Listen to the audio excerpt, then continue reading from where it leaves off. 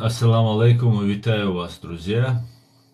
С вами снова я, Аслан Арцуев, на канале Реалити, ТикТок Аслан Арцуев и YouTube канал Реалити. Друзья, здравствуйте, приветствую вас всех.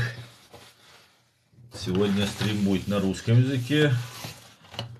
Заходите, ставьте лайки, пишите ваши комментарии и рассылайте ссылку на наш стрим, друзья. Так, друзья, я вас всех приветствую.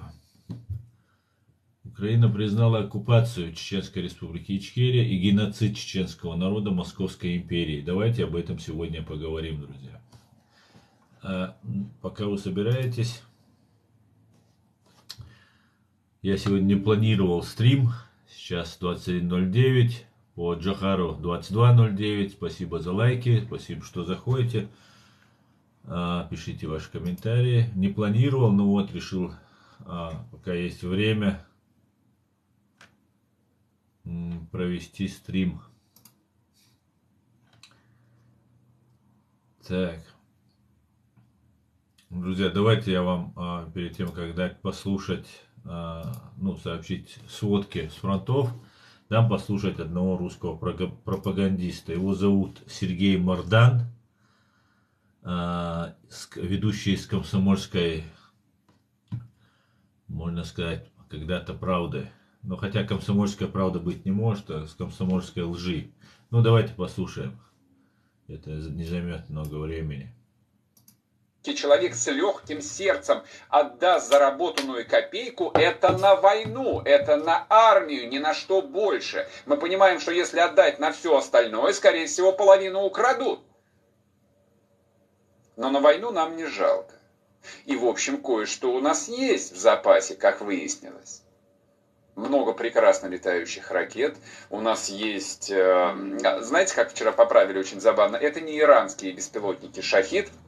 Это нас просто добрые иранские партнеры научили делать из газонокосилок беспилотники «Герань». Да хотя бы и так, мне все равно, как они называются прекрасным арабским словом «шахид» или прекрасным русским словом «герань», лишь бы оно летало и падало на головы хохлов. Вот просто удивительно, да, просто подонки. Вчера слово «шахид», из-за слова «шахид» у них скручивало животы. Затем вторая армия в мире, которая должна была за 3 дня взять нацистскую, там, продавшуюся, там, отбившуюся от барака, братского барака, Украину нужно было за 3 дня вернуть.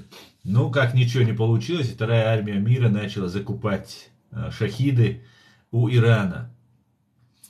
И, ну а как быть, если они 20 лет, 30 лет убивали чеченцев, и любой мусульманин считается, это мученик, шахид, значит, это мученик, погибший за веру, за родину, за свой народ. И теперь они попали в такую сложную дилемму, перед ними стала такая дилемма. И они вынуждены шахид переделывать. Неудобно как-то, вчера так совсем не так было. Как же Бог быстро в расчете, как же Он выставляет их жалкими и ничтожными. Спасибо, спасибо за подарки, друзья. Спасибо, спасибо, спасибо. Ассаламу алейкум, маш войль, ассаламу алейкум, ассалам, суу, маш войль. Масуда адуэль дайлдух. Что думаете о том, атомной бомбежке применят ли в итоге Червона Калина? Я думаю, не применят.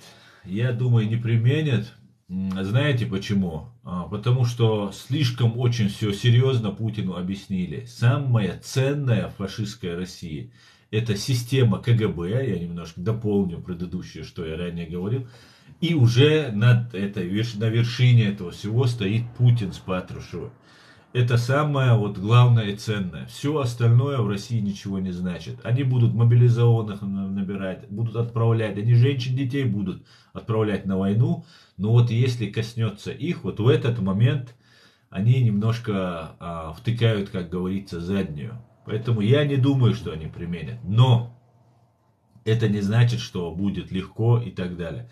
Потому что даже если бы они применили ядерное оружие, как говорится, лучше ужасный конец, чем ужас без конца. Потому что как только они применят, сразу же будет ответный удар и по Путину, и по бункерам, и по Лубянке, и по Кремлю. Будет очень все серьезно будет. Надо бы, я вообще считаю, что Украине нужно вернуть ядерное оружие, которое она отдала в 90-х, подписав Будапештский меморандум, гарантирующий Россией, Великобританией и Соединенными Штатами безопасность, целостность самой Украины. Но в итоге братушки оказались не теми, за кого себя выдавали, а те ненавистные пиндосы и англосаксы, которых нам 70 лет рассказывали, что это наши враги, они оказались, держат слово и так далее, и так далее. И привержены принципам международного права, принципам просто морали, нравственности, чего нет у фашистской России, у банды КГБ, скажем так. Поэтому применить не применят, мне кажется, я могу ошибаться, я как любой человек могу ошибаться, Путин может сказать, все, я ухожу на концерт к Кобзону, давайте, пуляйте. Но я думаю, скорее всего, Украине будет передано ядерное оружие или водородное оружие, которое еще больше будет сдерживать вот этот пыл фашистской России. А так, в целом, конечно же, угроза есть, угроза с 2014 года любая по отношению к Украине, абсолютно любая. Взрыв атомной электростанции, применение какого-нибудь химического оружия, там еще чего-то. Я думаю, эти вещи нельзя исключать, конечно же. Да. Разницы особой нет, нанесут они атомный удар и сразу себе на лбу нарисуют там зеленкой прицел, и либо сделают более хитро и взорвут какую-то атомную электростанцию или еще чего-нибудь применят. А так, я считаю, они планируют сделать большую провокацию. И они потеряли инициативу. Самое главное, чего у них нет сейчас, это нет инициативы. Все их понты, которые вначале были по телевизору, они нам угрожали, запугивали там и так далее, это все развенчано сбройными силами Украины. Все оказалось фигня. Сейчас им нужно как-то, благодаря тому же Дугину, Гиркину, другим таким идейным, можно сказать, да, на самом деле, ни с какие не идейные, абсолютно все это меркантильно, никакой идеи русского мира у них как таковой нет, это просто людоеды, которые хотят зарабатывать деньги и считают себя умнее других, и считают вправе управлять судьбами людей. И вот мне кажется, что они могут, если у них хватит сил, если сбройные силы Украины позволят им это, ну и много-много там обстоятельств, которые должны сложиться. Они сейчас готовятся вот к большому подъему патриотическому национальному духу в самой фашистской России.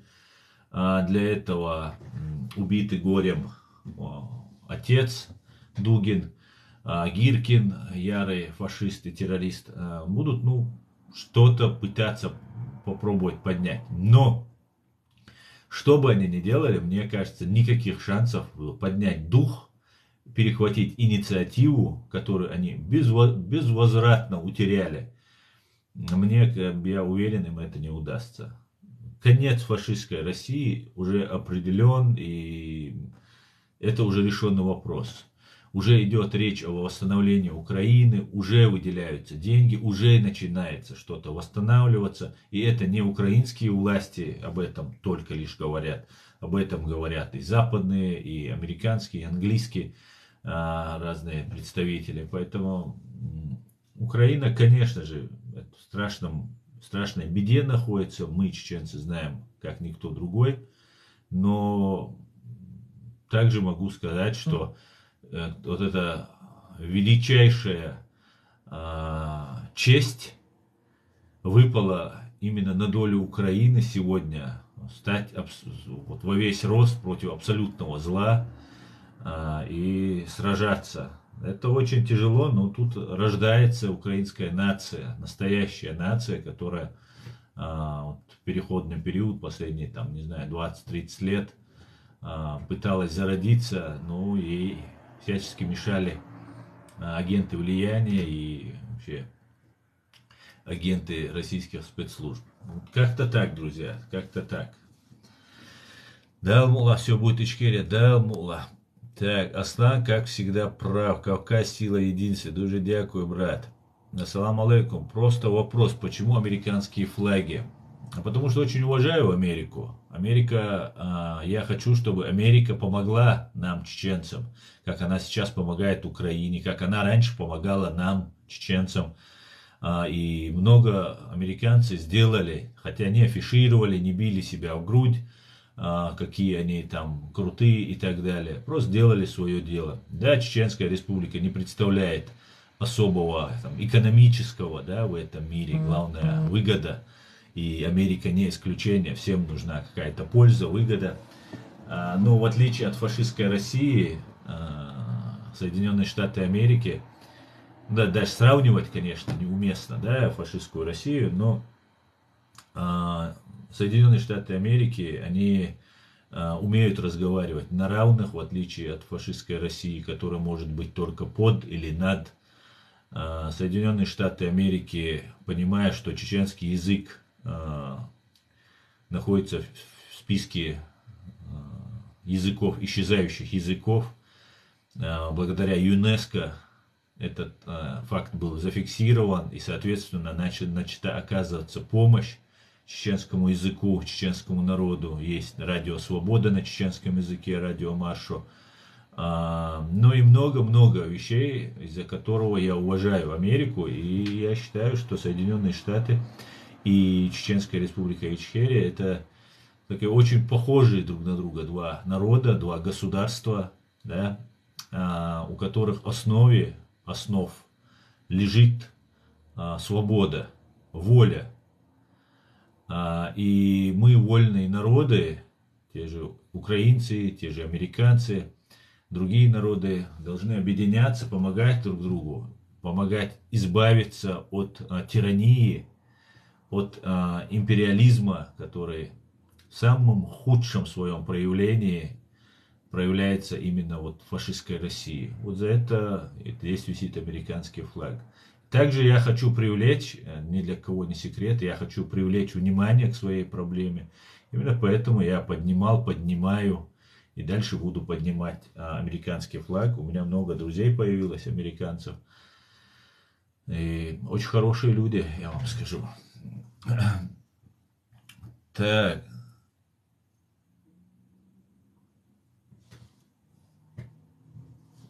Так, здесь черти к нам снова пожаловали. Для чего тогда раздают украинцам йод, калий, йодит и выселяют иностранцев? Ну, смотрите, если есть угроза, я же всего лишь свое мнение говорю, да, реально может быть это есть. Об этом уже говорит Буданов, например, да, украинский разведчик. Об этом уже говорит американская разведка. И не верить им оснований, в принципе, у меня нет, как и у вас. Я имею в виду только лишь свою точку зрения, несмотря на то, что говорят такие уважаемые люди, как Буданов, или уважаемые спецслужбы Соединенных Штатов Америки. Поэтому в этом плане я просто выражаю свое мнение. Может быть все что угодно, и не обязательно должен быть, как я сказал, нанесение атомного удара, что именно это Россия наносит. Речь может идти о каком-нибудь подрыве Запорожской атомной электростанции или Чернобыльской. Поэтому, не знаю, надо готовиться в любом случае, даже если есть 10% вероятности, то власти-то должны беспокоиться и заботиться, предпринимать определенные меры, так как у них все расписано, это в случае той или иной угрозы, как себя вести. Ну вот как-то так, друзья. Как-то так. Всем спасибо за подарки, друзья. Большое спасибо. Диванный эксперт. Нет, почему диванный? Нет, ты ошибаешься. Я вот кресельный эксперт. Так, о Боге. Самуил двуглавой курицей на аватарке мне написал Обоги. Ну, типа убогий, наверное. Просто Самуэль не знает русского языка. В первую очередь тебе прилет. Ты где закрысился? Говорит, крыса мне вопросы задает. Ну, у крыс принято. Где ты, крыса? Привет, крыса. Ну вот, крысы между собой общаются, и он тоже меня попутал. В меня прилет. Ну давай, жду вашего прилета.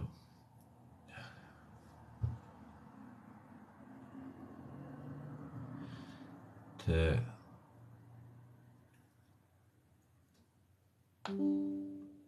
Так, бюстик, Вальдальвизия, Милан, Хайвер, бюстик, возрождается нация. Да, Украина выстоит, а вот Европа сможет ли? Если Украина выстоит, то Европе выстаивать не придется. Ну, посмотрим, да. Так, смотрите, сколько набежало к нам этих работяг, короче. Они бедолаги. Смотрите, есть в ТикТоке, вы если заметили, очень много есть чеченских блогеров.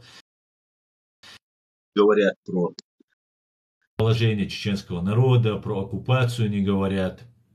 Просто занимаются своим делом. Так вот, круглыми сутками сидят здесь, накручивают себе подписчиков и так далее, и так далее. И вот таким же макаром сюда забегают разные люди для того, чтобы меня отвлекать от темы. Их задача мне сказать, почему у тебя американский флаг висит, почему ты там очки носишь, почему еще что-то.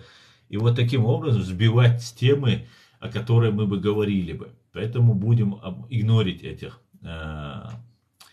продажных. К большому сожалению, эти чеченцы за 2 копейки продали и душу, и честь, и совесть, и все такое русскому сатане. Но надо пожалеть этих людей. Они не могут заработать себе деньги по-другому, кроме как выклянчивая, продавая свой чеченский народ, продавая фашистской России, банде ФСБ. Поэтому, наверное, надо будет им купить хлеб, чтобы не умерли с голоду. Бедолаги, да. Боже, храни Америку. Аминь. Когда же это все закончится? Ты прав, говорит Милана. Я не знаю, Милана, когда это закончится.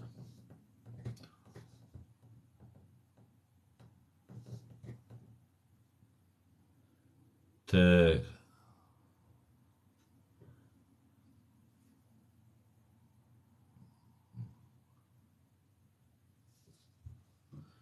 Мадин Битро. Смотрите, я говорил, не буду задавать вопросы, но они работают на этой теме и задают мне вопросы. Говорят, почему ты ичкерийский флаг спрятал? Мадин Битро. Человек, у которого нет ни фотографии, ни имени, который ничего не сделал, который работает за 2 копейки, продает свою совесть, свою честь, снова и снова беспокоится о чеченском флаге, который он не видит. Вот такие вот бедолаги у нас. Так. Кадыровцы за фуйло. Да, точно. Так. А Чечня богата ресурсами. Так, гумпомощь, IT-сцен, основиза. По-моему, гуманитарку им надо отправить. Давайте я вам буду платить. Сколько вам платят? 300 евро вам платят, да? 400 евро. Давайте, тиктокеры, я вам буду платить 400 евро, и вы будете говорить то, что нужно мне, да, нужно Ичкерии. Чего вы продались? Лучше вы своей стране служите, будьте мужчинами, в конце концов. Так, одна истерика от бессилия. У меня есть имя и тейп, и фото на фоне.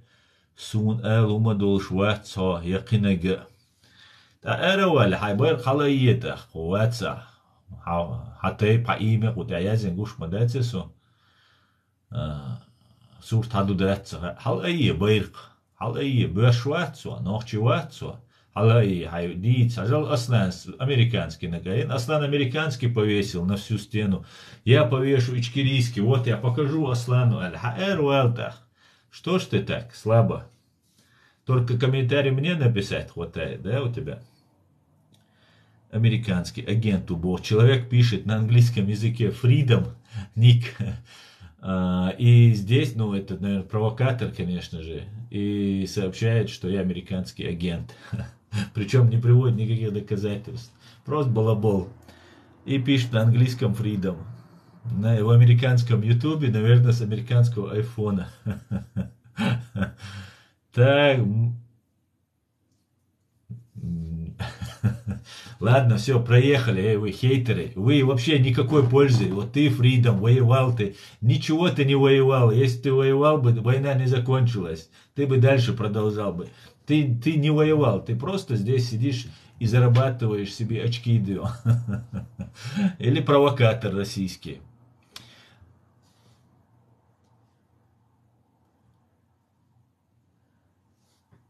Навала дел диаманды, навалу дек азгамел, шадек дук амел дешдек дек аздук кучу. Я так, ну ладно. Смотрите, вот они заходят, ничего они не говорят полезного. Один доказывает, что он такой, другой доказывает, другой третий. Чисто отвлечь меня. Все, мы отказываемся, я отказываюсь с вами идти на коммуникацию. Я сейчас занимаюсь чисто русско-украинской, чеченской проблемой. Так что он чувствует себя воином здесь. Да, он чувствует себя. Смотрите, как они меня провоцируют. Маш, бюстик, хайоль, манго. Так, давайте не будем обращать внимание на провокаторов, а займемся делом. Давайте я вам расскажу, что творит великая украинская армия. И им будет бальзам на душу. Кстати говоря, сегодня утром около 100 кадыровцев из нефтеполка были уничтожены прямым попаданием украинской ракеты. Не помню сейчас номера, 3, 4, 6 роты там сообщается, есть раненые, есть погибшие, около 100 человек, они сами об этом пишут, рассылают информацию и погибают. За Путина, за тех, кто вчера их убивал массово, а здесь они комментарии мне пишут. Так, давайте почитаю вам полезную информацию, чем будем слушать, читать разные комментарии разных провокаторов, которые за деньги. Так, смотрите, давайте послушаем. Сейчас найду только. Я на странице у Збройных сил Украины, у Генерального штаба Збройных сил Украины. Так, смотрите, сегодня, 24 октября, уничтожено 470 русских оккупантов на сегодня, на 24, за прошедшие сутки 470 уничтожено. Итого 67 940 оккупантов уничтожено. Эту цифру вы можете умножить смело на 2, на 3 и посмотреть, сколько у них еще раненых. Грубо говоря, от 140 до 210 тысяч к этим 67, уже 8 почти тысячам, я думаю, за час эти 60 человек украинцы добьют, поэтому 68 тысяч, грубо говоря, да, почти 70 тысяч, уничтожено с началом широкомасштабной агрессии фашистской России против Украины. Просто задумайтесь. Задумайтесь. Далее 6 танков уничтожено, 11 боевых бронированных машин уничтожено, 6 артиллерийских систем, 1 РСЗО уничтожена. Самолеты, вертолеты, к сожалению, не доработали, не сбито пока. Хотя я видел видео сегодня, оно могло быть, конечно, старым, и видел, как сбивали вертолет, по-моему. БПЛА 9 штук сбито, крылатых ракет 0, кораблей 0, 4044 автомобильной техники. Итого с цистернами и 5 за прошедшие сутки и 1 специальная техника. Слава Украине, друзья! Просто очень круто. Так, живешь в виртуальном мире с иллюзиями и надеждами.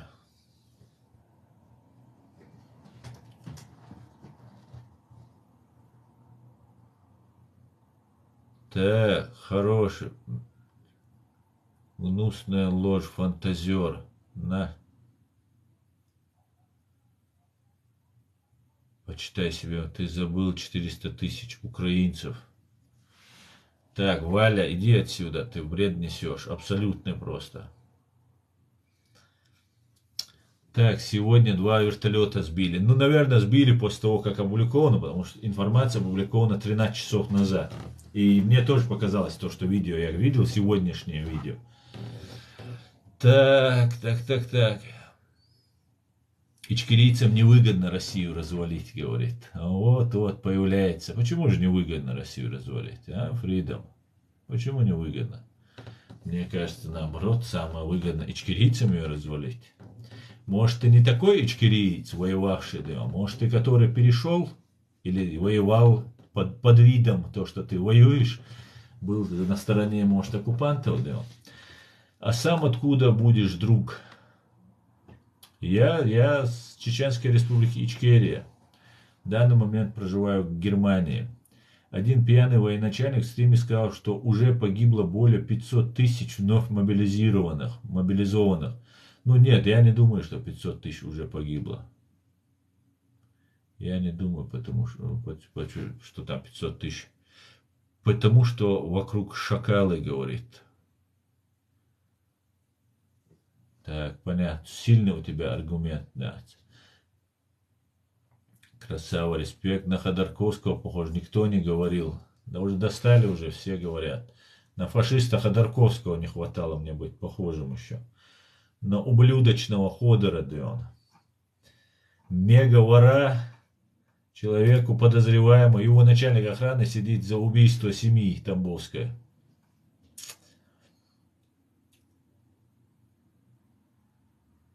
Я Рамзан, и чего Рамзан, и чего теперь? Ты охрана Масхадот. Ах, кахуйла буа. Охрана, дабелла, туам дабелла.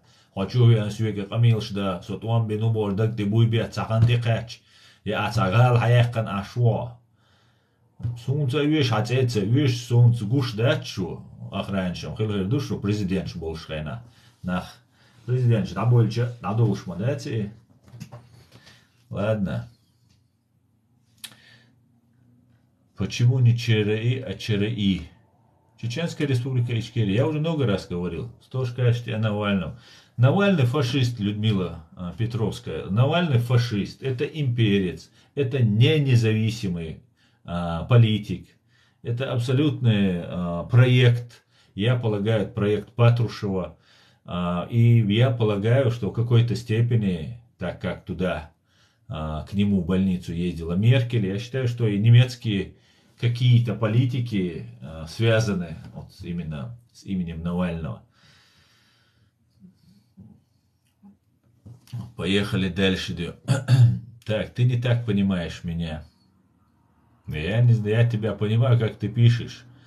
Спасибо, согласна, говорит Людмила. Да, Людмила. Так, давайте дальше новостям тогда. А то вот эти хейтеры заходят, начинают отвлекать меня. Сказали, что погибло 500 тысяч, 250 тысяч вернулось назад, а призвано 1 миллион 250. Ассаламу алейкум, ансу алейкум ассалам. Ну, я не знаю вот ту информацию, Катя Дол, о которой вы говорите. Нет, это нереальная цифра. Ну, не то, что нереально, реально-то, конечно, все. Но я не думаю, что столько погибло. Не думаю.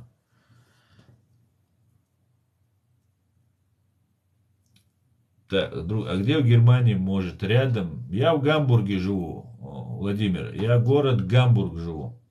Как это проект Патрушева? Вот так вот. Представьте себе.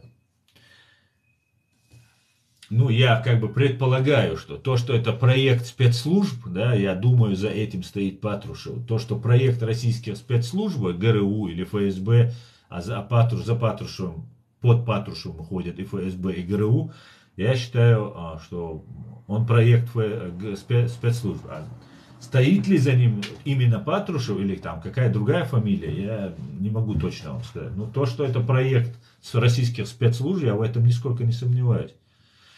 300 тысяч уже мобилизовали. Да, 300 тысяч, да, но не 1 200 000, как тут пишет. как нам помощь ЧР вдоль, то есть который Европе, как нам помощь Чеченской Республике, как нам помочь вдали. Милан, все, что мы можем делать на сегодня, это доводить до людей информацию. Мы должны всячески распространять информацию, если есть какие-то проблемы, говорить об этом, напоминать об этом, финансово помогать, юридически как-то консультировать, если какие-то нужны, какая-то консультация. Ну, пока только так мы можем. Ну, я думаю, времена настают те, когда мы активно включимся во все эти дела. Аслан, а ведь оппозиция же на РФ нет. Да, Людмила, на ваше нет, я скажу, да, ее нет, абсолютно так. Есть отдельные люди, которые фактически задвинули, дискредитировали, как-то на них оказывали давление. Есть такие стойкие товарищи, которые фактически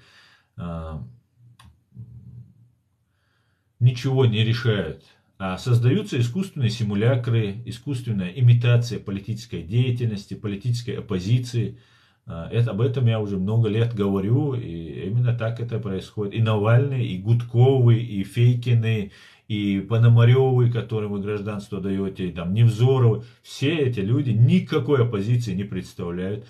Просто посмотрите, что стало с Литвиненко, с Александром, и почему Гудков и все остальные живут себе спокойно здесь. Есть определенная группа ФСБ, которая контачит с американцами, с западниками и так далее, и пытаются уговорить, что один Путин плохой, а система КГБ она хорошая, российский народ никакой не имперский, и что воюет один Путин с Патрушевым там, и Шойгу в Украине. И геноцид Чеченской Республики один Путин с Патрушевым делали. И в Грузии, и в Сирии тоже они втроем все мутили. Вот, ну, как-то вот так они пытаются нам... Как-то вот так это получается. Они пытаются нам преподнести. Но дело не в них, дело в системе КГБ, ФСБ. И пока не будет уничтожена эта система, пока не будут привлечены к уголовной ответственности военные и политические руководители фашистской России, в первую очередь из террористической банды ФСБ, до тех пор ни украинцы, ни чеченцы, ни американцы, ни немцы, ни англичане, никто на этой земле не получит долгожданного спокойствия и безопасности. И я так полагаю, что в Америке, в Англии, это англосаксонские страны, которые на самом деле взрастили этого Путина, не взрастили для того, чтобы потом он их убивал и создавал им проблемы. А вот такие-то страны, они помогают, они надеются на благоразумие, они долго пытаются уговорить, долго пытаются там как-то не обращать внимания, ну и набирать доказательства на все преступления, которые совершает тот или иной диктатор или страна. Теперь у них достаточно доказательств. Теперь на глазах всего мирового сообщества, хотя и раньше в Чечне они это делали, но сейчас в Украине абсолютно откровенно, неприкрыто совершаются тягчайшие военные преступления, преступления против человечности, акт агрессии, сама война, это агрессивная война, акт геноцидная война, акт геноцида, акт агрессии против Украины совершается. И само начало, причина этой войны – денацификация. То есть украинского ничего не должно. В Украине не должно остаться ничего украинского. Что это как не геноцид? Уничтожение по национальному признаку. Просто тотальное уничтожение. Это Холокост просто самый настоящий. Просто все сжигание. Так они планировали. Но что-то пошло не так. Что-то пошло не так. Что-то. Они не ожидали. Я понимал, например, что... Ну, не могу сказать, что я 100% этого знал там, или так далее. Но я понимал, что по-другому с фашистской Россией вопрос не закроется. И мы вот в итоге пришли к этому. Так, друзья, ваш канал Skype Фото Волк. Аслан, уважаемый Александр, витаю. Я, я не хейтер и уважаю тебя, просто выход ты не говоришь. Я не понял тебя, Фридом, я не понял.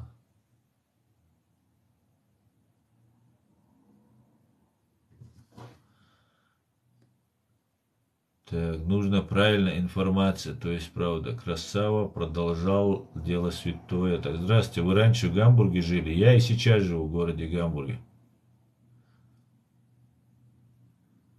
Я и сейчас живу в городе Гамбург. На самом деле, по международному праву мы имеем полное право на независимость. Мы и так независимы, у нас она страна оккупирована временно. Так, Людмила Петровская. Не все золото, что блестит, Людмила, к большому сожалению. Bist du Ходорковский? Nein. Ich bin Арцуев Аслан. Ходорковский фашист. У нас тоже что-то не так было. Так, мне еврей религиозно сказал, что Зеля с Путиным вместе работают в паре. Да-да, это очень такая излюбленная русская тактика, КГБшная, скажем так, тактика. Когда если что-то происходит не так, все валить на грузина Сталина, на еврея там другого, там, на чеченца Кадырова и так далее. Это вы это умеете. Вы мимикрируете просто лучшие. Я восхищен вашей мимикрацией. Вы просто самые лучшие просто переодеватели, переобуватели в воздухе. Да. Слава Украине, слава ЗСУ, свободу Ичкерии. Героям слава. Володимир Сердюк. Дуже дякую. Слава Украине, героям слава.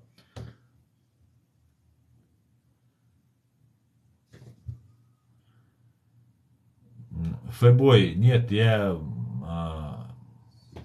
не он. Я не он. Чувитя. Цавита дыр. Но это цавичо. Израильтяне так говорят, они там уже Умань облюбовали. Ну ладно, ладно. Израильтяне облюбовали Умань, но почему-то оккупировали Запорожскую, аннексировали Запорожскую, Херсонскую, Крым, Донецк, Луганск. Именно почему-то не израильтяне, а фашисты. Странно, да? Очень странно, да.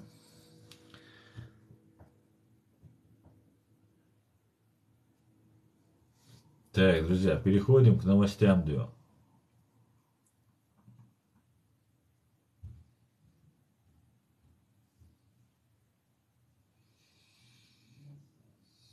Так, так, так.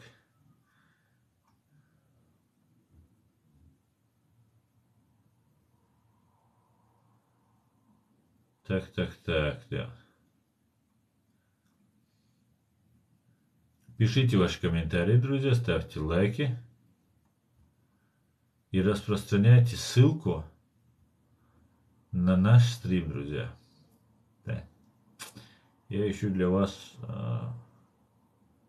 хорошую новость, интересную новость.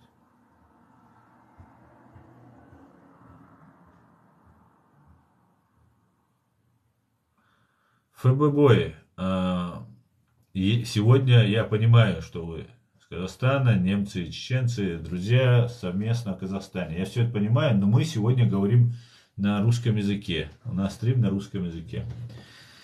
И если вы не понимаете, что я говорю, то зачем вы пишете, я не могу понять на немецком. Так, Дерес Хилхон, Хасан Чандал, это было Дерес Масана. Привет из Киргизстана, привет. Выриш. Верю.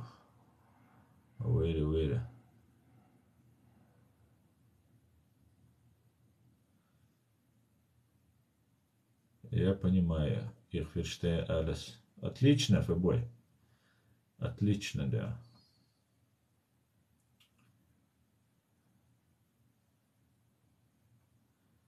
Так. Куда делись все новости?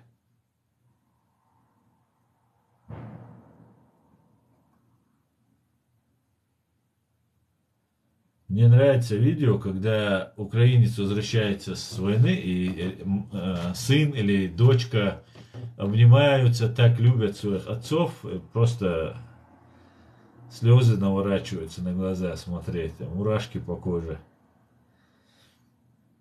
Очень-очень духоподъемно, я вам это скажу. Откуда, какая тебе разница, откуда я? Откуда? Что ты хочешь знать, откуда с Германии? Какая тебе разница? Хорошая новость. 10 тонн арбуза из Херсона привезли в Ейск. Супер, отличная новость, Людмила. Кстати говоря, новым премьером Великобритании станет бывший министр финансов страны Риши Сунак. Он стал единственным кандидатом после того, как его конкурент Пенни Мордонт не набрала достаточной поддержки депутатов для участия в выборах. Знаете, да, Риши Сунак – это человек, который был одно время в команде Бориса Джонсона и является индусским англичанином. Он родился в Америке, в Англии и так далее. Так, друзья. Ставьте лайки, распространяйте ссылку на наш стрим. Так. Ты скажи, в чем проблема? В смысле, в чем проблема? Ты хочешь знать, откуда я? Я не могу понять. Или о какой проблеме ты говоришь?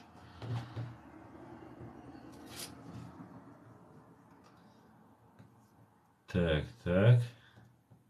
Как думаете, Джонсон пойдет на генсека НАТО? Я думаю, именно поэтому, Людмила, он отказался от того, чтобы сейчас снова попробовать стать премьер-министром Великобритании. Я думаю, пойдет. И Джонсон будет очень-очень кстати, Дион.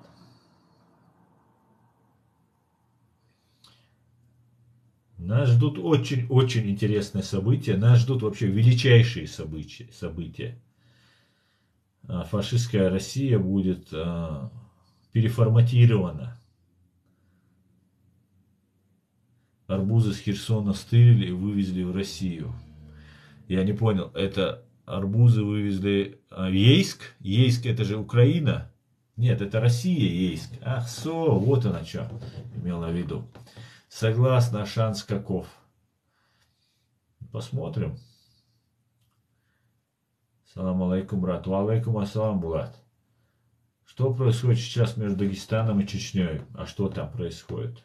Вы имеете в виду какие-то новости, там бойцы, которые там подрались, там устроили шоу? Но это их работа, они отвлекают внимание от мобилизации. Вы слышали, чтобы, как его,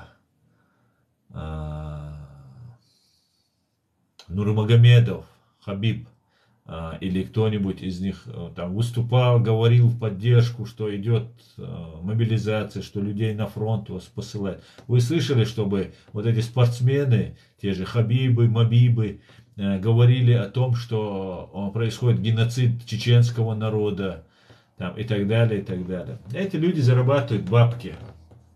И они нужное время, знаете, как гладиаторы. Они, может быть, хорошие люди сами по себе, эти гладиаторы. Может быть, даже они человечные люди, эти гладиаторы. Но проблема в том, что они развлекают тех, у кого есть бабки и власть. И все, вот вся их цена этим людям. Ничего ровным счетом они из себя не представляют, если они не заботятся о своем народе. Они за счет народа, развлекая народ, зарабатывают себе бабки. Тем самым они популяризирует, легитимизирует тот фашистский режим, который установлен в нашей стране. То же самое касается и чеченоговорящих спортсменов, что и россиянских. Он же друг Рамзана, простой смертный. А Рамзан чем лучше? Рамзан чем лучше? Конечно, это есть два сапога пара, как говорится. Кадырову и остальные, это все. Скажи мне, кто твой друг, и я скажу, кто ты, как говорится, да.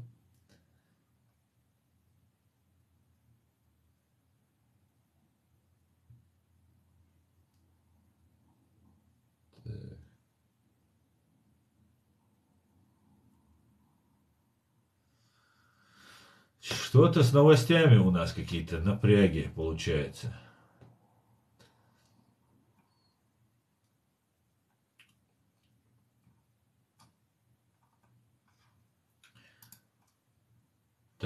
Так. Ну ладно.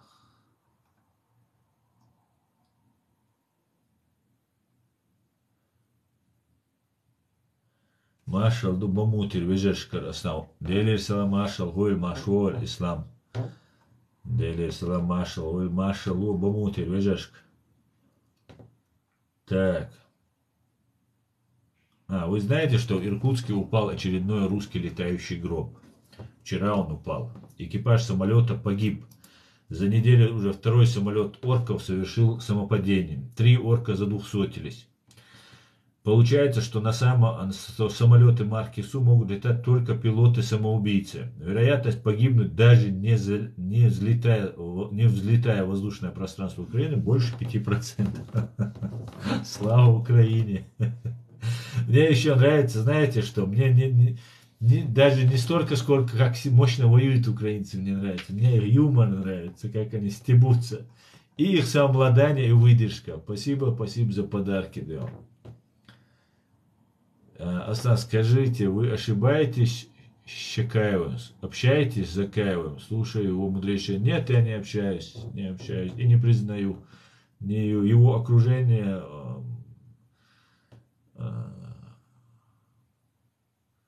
дискредитировало себя полностью в моих глазах.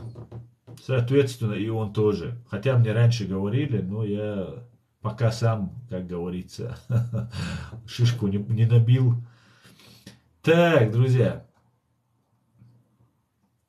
Кто Ахмада Кадырова убил? Фэбой. Ахмада Кадырова, на мой взгляд, убила Россия, российские спецслужбы. И, вероятно, за этим убийством стоит Николай Патрушев. Тот самый, который взрывал дома в 1999 году в Буйнакске, 2 в Москве, затем в Волгодонске и в Рязани были задержаны террористы, которые закладывали очередную бомбу под 5-й дом. Я считаю, что именно люди Патрушева замочили, вернее, люди Патрушева дали добро и их замочили. После этого, я полагаю, хотя, может быть, есть другая версия, такая же версия, но еще более такая убойная, что и Путин лично стоит за убийством, что не один Патрушев это отдельно сделал. И Кадыров Рамзан тоже знает, что его отца убили они. Я тоже склонен именно так считать, что убили русские, и я полагаю, для того, чтобы было удобнее управлять абсолютным кретином, абсолютно психическим нездоровым человеком, как его сын. Так. Рамзан, он враг к чеченскому народу. Да, Булат, абсолютно. Он враг, да, это правда.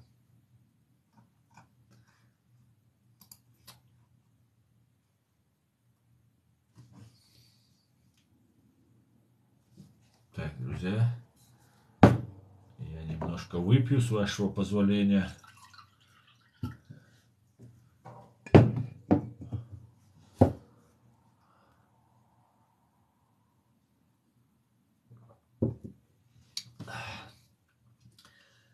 Миринда.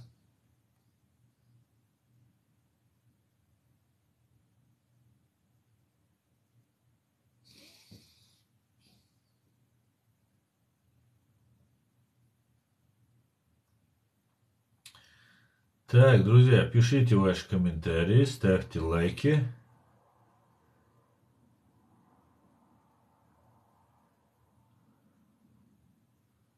Салам алейкум, брать. Чеченер. Это что, водка, говорит?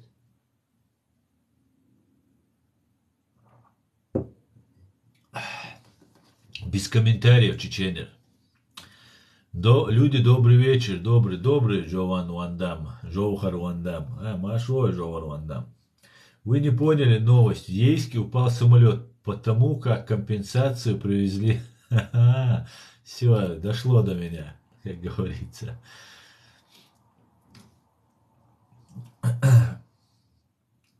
Так, так, так.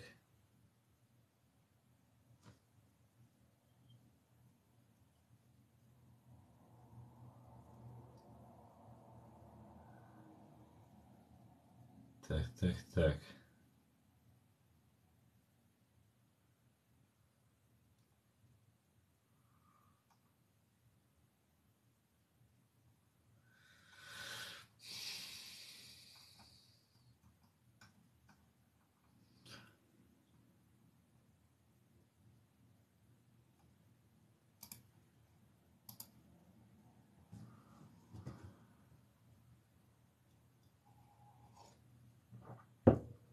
Простой смертный, вы как считаете, сможет ли ВСУ отбить в ближайшее время Херсон? Я не знаю, сможет ли Украина отбить Херсон, ВСУ сможет или нет, я не знаю. Если честно, не владею никакой информацией, которой владеет Генеральный штаб, и вообще, что там сейчас происходит. У меня есть друзья, знакомые, которые могут мне какую-нибудь информацию рассказать. Ну, в данный момент я ее такой не владею, не знаю. Я знаю, что русские пытаются, мне так кажется, я могу ошибаться снова же, так как не владею достаточной информацией. Мне кажется, русские пытаются завлечь украинцев в Херсон, чтобы, может быть, там применить какое-нибудь мощное оружие, или же втянуть украинцев в тяжелые бои, позиционные какие-нибудь тяжелые бои, городские бои. Может быть, они хотят, чтобы туда украинцы зашли и своих, и наших разбомбить там одновременно. Потому что русские так всегда делают. Всегда. Вот. Это может казаться невероятным, невозможным, но именно так русские и делают. Всегда. Поэтому, ну, не знаю. Не знаю, что они сделают. Я доверяю Залужному. Я думаю, и Залужный, и его товарищи очень хорошо делают свою работу. Аслан Хинс от Украины тому дабир больше бу конец мухирился вой нохчим байтига. Я не знаю, как закончится война в Украине. Я могу сказать, что тот же Буданов сказал, что к лету война будет завершена. Ну, по крайней мере, украинские журналисты об этом говорили. Буданова лично я этого не слышал. Поэтому будем надеяться, что Россия будет повержена, и нужно будет подписывать договор, да, с Украиной. И вот когда подпишут договор, тогда Россия просто перестанет существовать, и все. В том виде, в котором она есть. Русские никуда не денутся, их в рабство забирать не будут, точнее, из одного рабства в другое забирать их не будут, их оставят в том рабстве, в котором они находятся. Никому они нафиг не нужны. Россия, скорее всего, просто будет разделена на несколько государств. И меня, в первую очередь, интересует моя Чеченская республика, Ичкерия, и все. Конечно, я за всех люблю, всех поддерживаю. Но мне нужно, чтобы мой чеченский народ получил права, которого у него нет. У чеченского народа прав меньше, чем даже у самого такого бесправного россиянина в России. Я Кадыровы, Мудыровы, ФСБ, ГРУ, которые служат фашистской России, я про них не говорю. Хотя у них тоже нет прав. Но у них есть привилегии определенные над нами и по отношению к нам. А так те же бесправные люди, что и все чеченцы. Поэтому посмотрим. Дальний Восток, скорее всего, появится Дальневосточная республика. Это будет русская Дальневосточная республика. Курилы отойдут Японии. Калининград отойдет Германии. Кавказ отделится. Татарстан отделится. Наверное, Татарстан отделится. Ну вот как-то так. Я думаю, как-то так. НАТО, Пентагон добивается раздела РФ. Ну вот, знаешь, в чем проблема? В том, что и НАТО, и Пентагон, и США, и Европейский Союз, и Великобритания, они все боялись развала фашистской России. Они просто не хотели этого. Они не хотели иметь с кучей разных государств дел. Проще было иметь с одной фашистской Россией отношения, потому что слишком все это сложно. Миллионная армия стукачей КГБшных, которых тоже нужно как-то контролировать. А американцам эта головная боль была не нужна. Путин сам выстрелил, сам себе в голову, в висок или куда, в живот он себе выстрелил. И теперь мучительно, сжигая в этой войне украинских граждан, сжигая своих подданных, да, фашистующих, он будет продолжать таким образом вести эту войну. Мне так кажется. До полного коллапса, который, несомненно, произойдет. Да, мула, соу, да, мула. Все будет Ичкерия.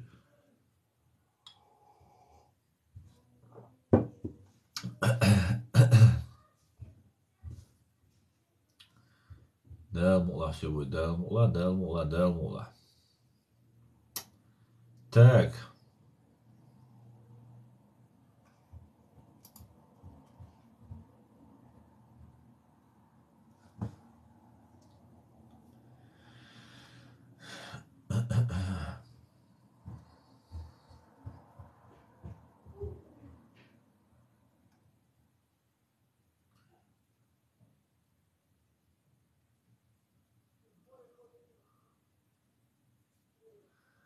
Враг РФ внутри, а не за границей. Да, враг РФ, враг русских, это те, кто сидит на Лубянке и в Кремле. Русских это устраивает. Это какой-то мазохизм, который им нравится. Не знаю. Салам алейкум, алейкум ассалам. И чё, Курбанов, что ты имел в виду? Мощным своим постом, комментарием.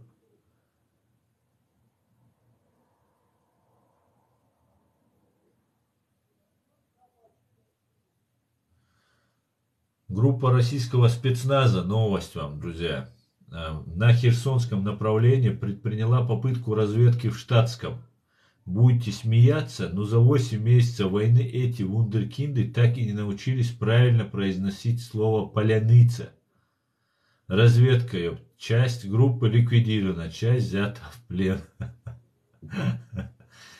Еще скажите, холодной войны не было между США и СССР. Я не понимаю, о чем он говорит. Почему я должен говорить, что холодной войны не было, если этому есть масса просто тонны просто доказательств. Как я могу это говорить? Нет. Почему я должен сказать? У вас, по-моему, нарушение идет. Так, Курбанову дует. Курбанов, закрой форточку, Деон, и тебе будет счастье, Деон. Заходят сказать, что им дует.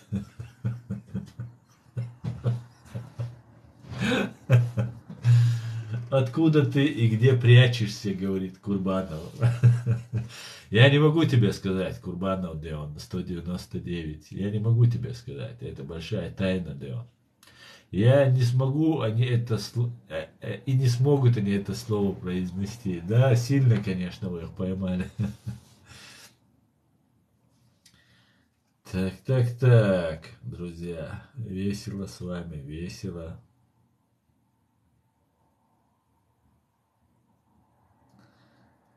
Небензия. Российские беспилотники попадали по гражданским объектам лишь из-за того, что уклонялись от курса из-за огня украинской ПВО. Понимаете? Это Украина виновата. Она имеет право давать отпор агрессору. Так, он в бункере говорит. Так, в подвале где-то в Европе. Люлебейш, да он Украине. Хинск, Хирам, Бутига. Да, Соу. Так, да, я в подвале, я в бункере сижу. Где ты читаешь новости? Так, пойдемте дальше, друзья, пойдемте дальше. Если вы выключите нам свет, мы найдем вас по запаху. Владимир Зеленский. Вот сегодня анекдот, конечно. Извините, ребята, но это весело делать.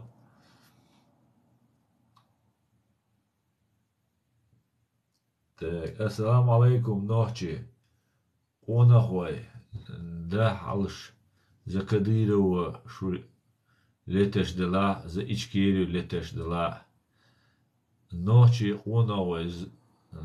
Да, алш за Кадырова. Вот тош буаш дюцеш гойшун. Ва алейкум ассалам, аслан.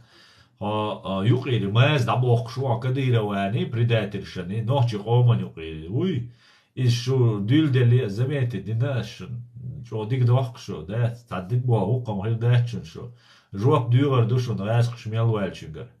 Каждый должен будет ответить. Если мы не ответим, я не потому, что я такой кровавый или такой жестокий, а потому, что мы не построим государство, если вы, предатели, перешедшие на сторону фашистской России, когда нашему народу было тяжело, сдавая своих друзей, своих соратников и так далее, служили Ичкерии, многие были действующими сотрудниками Ичкерии, небольшие, правда, потому что большие у нас никто не сдался. И в основном все перешли. И теперь вы грань стираете. Нет, друзья? Не получится так, да.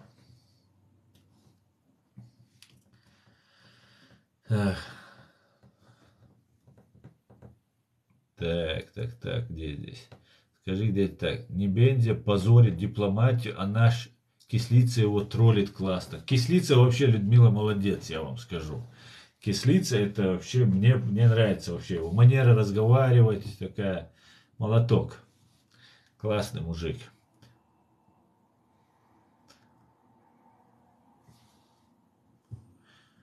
Так, хорош, так, Грузия еще в 90-х годах признала независимость Ичкерии. Абсолютно верно. В 92 году президент Грузии Гамсахурдия, Зуят Гамсахурдия признал Чеченскую республику Ичкерия. Сейчас признала Украина. До этого, после Грузии, признал Афганистан. И сейчас русские разные паблики пытаются рассказать, что Украина там не признала Чеченскую республику, что это было не прямое признание. Абсолютно бред. Наоборот, украинский парламент сделал больше, чем от него вообще мы требовали, мы ждали, скажем так. Я писал, и другие у нас и писали, и говорили об этом. Они признали геноцид чеченского народа, они признали оккупацию. Не просто признали Чеченская республика, мы признаем, что Чеченская республика независимое суверенное государство. Но это было бы очень круто, но это было бы недостаточно, так как если сейчас Украина признает нас оккупированными, соответственно, Украина берет на себя обязательство в случае необходимости нам помогать для деоккупации. Поэтому это очень круто, то, что сделала сейчас Украина. И это она сделала больше, чем я даже хотел, да, чтобы больше просил. Да, и про геноцид мы просили признать, и геноцид она признала, поэтому Украина сделала очень большой шаг к нам. Мы, конечно, помогаем, поддерживаем. Я знаю, большинство чеченцев просто 100%, можно сказать, поддерживают. Не все, а вот большинство это 100%. Поддерживают Украину очень сильно. Есть люди, которые немножко обижены на Украину за то, что когда мы воевали, нас выдавали, там помогали России, и как бы есть такой элемент недоверия у некоторых. Но при всем при этом, после вот этого шага Верховной Рады 18 октября, уже тут вопросы отпадают. Вот это как-то так получается. Поэтому большой шаг, большой прогресс, большой прорыв в этом направлении был сделан. И мы должны дальше поддерживать. И сейчас разные товарищи, которые под видом религиозных товарищей, например, когда я одевал вышиванку, с меня смеялись, они там антисемитские у них высказывания, антиукраинские высказывания. Сейчас они у вас там на каналах, везде у вас очень в Украине их сейчас все жалуют, там берут у них интервью и так далее. Но на самом деле это засланные агенты, которые очень сильно не хотели дружбы между чеченцами и украинцами. Ну, сейчас, я думаю, и им придется признать, да, что Чеченская республика Ичкерия была, есть и будет. И признание это даже больше нужно Украине, чем чеченцам. Нам это, конечно, и морально, и политически, ну, во всех смыслах, конечно, нам это огромная поддержка, но это такая же, даже больше нужно самой Украине, потому что, когда начиналась Первая русско-чеченская война, к Джохару Дудаеву приехали русские генералы. Один из них был Павел Грачев, министр обороны, и Дудаеву говорили капитулировать, предлагали капитулировать, сдать, войти в состав, подписать федеративный договор, войти в состав фашистской России и так далее. А мы уже, которые себе избрали президента, и парламента, и ничего не собирались в этом направлении менять, нас вынуждали капитулировать. И Джохар Дудаев сказал: мы очень хорошие и верные друзья, но мы очень хищнические, отвратительные враги. Приблизительно цитирую по смыслу. Так вот, мы остались очень хищническими, отвратительными врагами для России. И мы покажем, какие мы бываем хорошие и надежные друзья украинцам. От души, по-честному, по-настоящему. И потом посмотрим, какая будет новая Россия, какой будет новый миропорядок, какое место в этом миропорядке будут занимать чеченцы, вместе с украинцами, какие у них будут взаимоотношения. Все мы увидим и в ближайшее время, не волнуйтесь. Слава Украине и Ичкерии, друзья. Так. Ассалам алейкум, как делишки? Ва алейкум ассалам. Супер, Дион. Сколько тебе платят Штаты, Дион? Мне не платят, к большому сожалению, мне ничего не платят, Дион.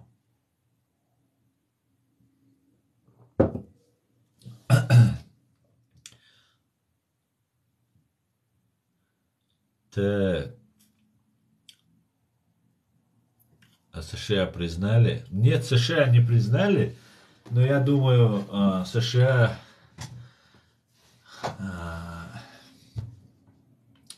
не против, скажем так, были того, чтобы Украина нас признала. Как-то так. Так.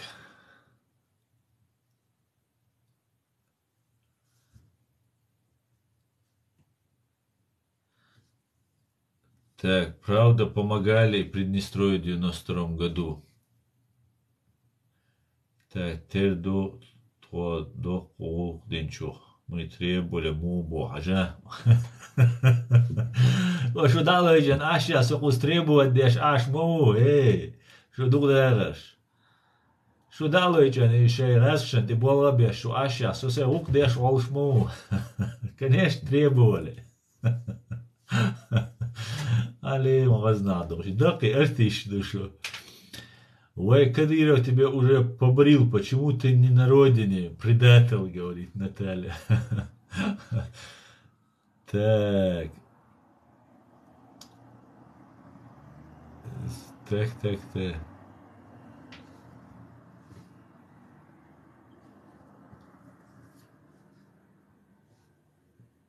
Так, много у Америки друзей, ха-ха. Слава принадлежит только Аллаху, Бог. Аллилуйя. Ну, я-то понимаю, что вы здесь на работе в основном. Ну можно же нормальных людей вот не осталось, что все на работе вы, да?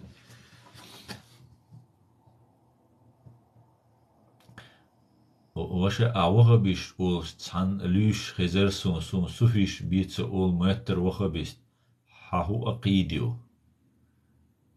Ол цан люш хезер сун.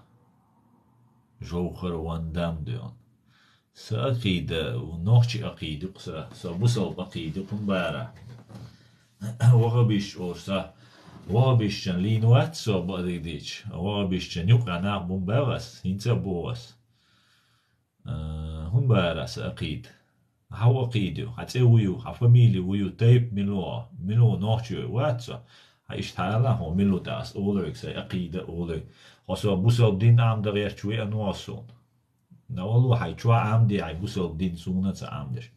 Свигаца хуяч, да? Что скажешь? Ничего я не скажу. Сидите и в лицо. Так, привет тебе с Лос-Анджелеса. Привет, Лос-Анджелес. Ассаламу алейкум, алейкум, Аслан, салам алейкум. Можешь помочь с заявкой? Нет, я не занимаюсь. Нету никаких паспортов. Это все туфта. Украина понад все. Автор, скоро все будет добре. Путин робит все, как ему сказали развалить Россию.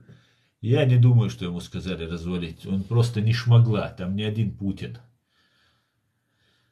Так, масса.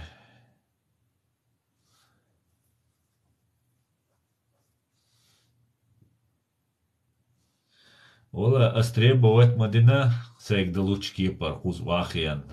Призывать Мадина, кирч моя зина, но царь килоцер доти хасон требовать дичь. ديتش شين صديق نتاعهم دو حسن دات شلاپة تلن واخيان عد كمين تاريش يازش عشلج точно هم غير دوتريم خاصون يا قاعدين كدوتي خاصون والله حق просто. Привет с Одессы, Украина. Витаю. Интересно слушать твое мнение насчет оккупированных территорий Грузии, Абхазии и Южной Осетии. Я уже неоднократно об этом говорил. Неоднократно. Привет с Украины, витаю.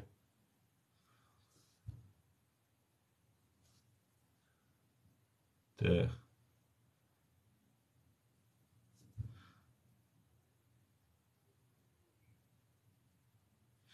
Аслан телеграм чуа ца канал дух хоюк раулш. Ца тем шинумш дюч.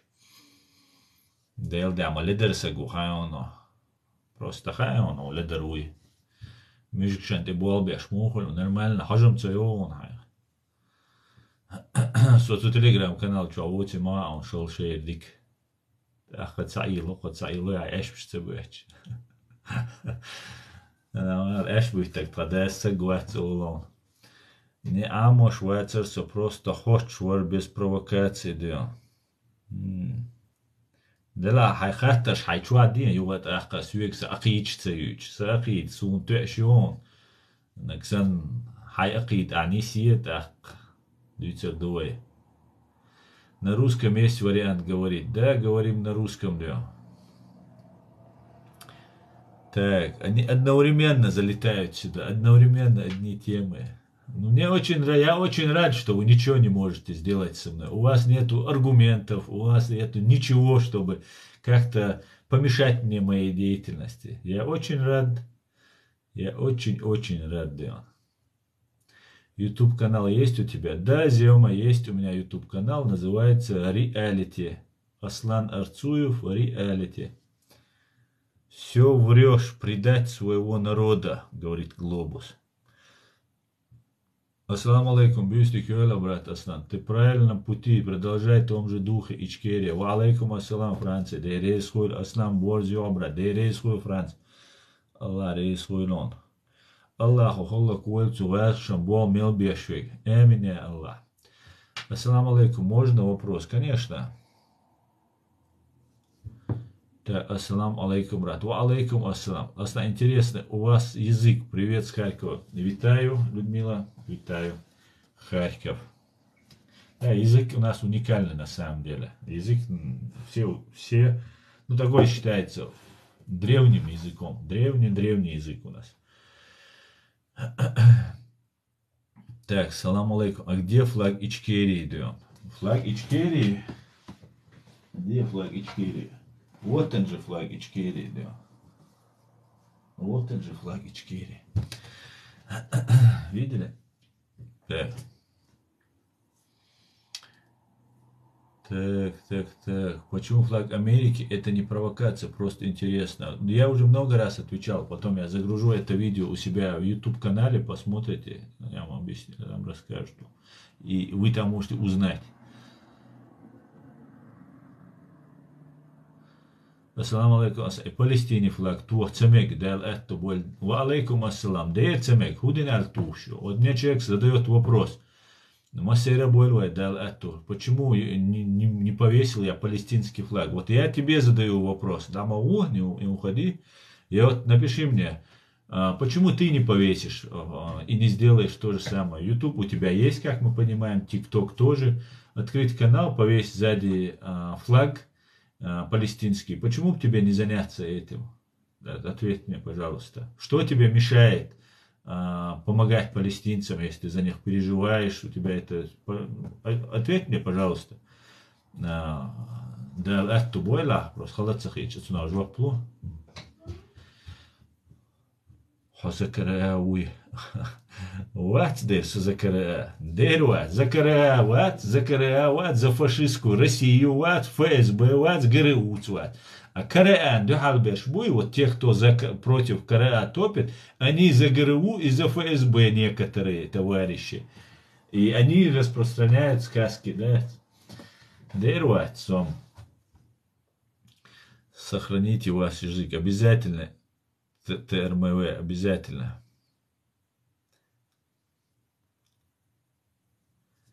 Так, ответь мне, юзер, почему ты палестинский флаг не повесил? Давай, я жду от тебя ответа. Ответь мне. Ассаламу алейкум из Украины. Ва алейкум ассалам, Ильяс. Ассаламу алейкум. Откуда, брат? Ва алейкум салам.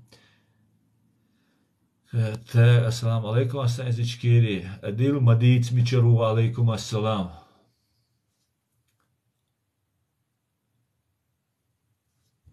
Палестинский флаг. Хокан. Халтуах. Харам юваш. И амел дешвол, он бешвать. Англию шо обесла.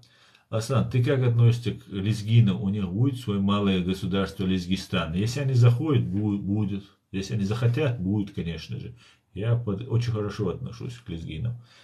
Ассаламу алейкум, асадички, ва алейкум салам. Так. Хакакес нех наг тух сал.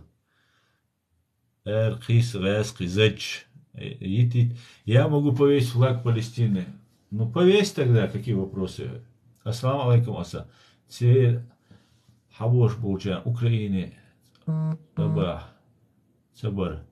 Сия цабулуш бунах цен да о ду. Ва алейкум салам. Сацакит абоша. Я уважаю тебя. Спасибо.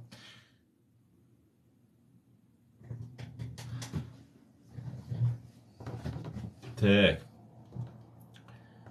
Хорез хилатсах ила хобилу ала. Хорез хилатсах ила хобилу ала. Так, полностью поддерживаю. Адил, моя сделума. Моя сделума.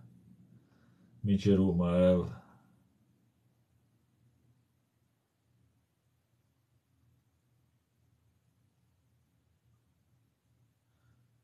Я слежу за твои эфиры. Так, друзья. Посмотрим новости, Дион. Еще какие тут у нас новости поступают. Красота. Трофейный БТР-82А. Захвачены на Харьковщине бойцами одной из лучших наших боевых частей, славной 80-й десантно-штурмовой бригады. Полностью рабочая боевая машина сражается как штатное вооружение украинских десантников, которые значительно укрепили боеспособность десятками единиц новой техники из русского ленд-лиза. Так, вот такая вот тема. Так, мы коч вош варцы. Дерва, сховок коч вош. Он баркалала дизесинс бисла. Цемасан олег цайл чуэрват. Цайл чумадат он баркалон. Агент США? Нет, не агент. Агент чеченского народа я, юзер. Ну что, где этот палестинский флаг, который вешать мне предлагал? Где вы? Где повесишь, где он? Можно вопрос, почему ты бороду побрил как кафир? Али, да я придурок. Братан, Аслан, сегодня из Жалки привезли трупы кадыровцев. Да, я знаю, около 100 человек уничтожено сегодня. Я не знаю, в каком населенном пункте был нанесен удар. У меня здесь на телефоне. Я сейчас по телефону веду стрим, находится. Вот как-то так делал, да? Я тебе ничего не сказал. Мек ждут, а свигаться Бог бесланума. Аслан, аминка связя уйват, ичкери ват. Да, потери большие сегодня у этих. Слава Украине, героям слава. Аслан, полностью поддерживаю. Адил Ал-Шуэль. Слава Украине, героям слава, друзья. Так, давайте дальше. Дальше новости. У нас много блогеров, здесь ТикТок появилось, чеченских. Ну, о чем угодно говорят. Ладно, девушки там могут там разные темы обсуждать там и так далее.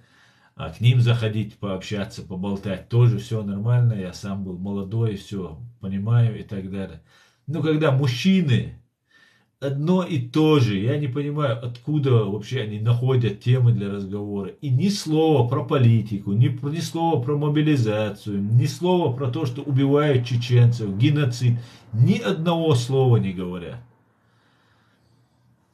Я просто удивляюсь, Леон. Так, ассаламу алейкум. У меня вопрос по поводу Палестины. Дашь ответ? Ва алейкум ассалам. Конечно, дам. В силу своих скромных возможностей. Ассаламу алейкум, алейкум. Так. Видяться адмотель.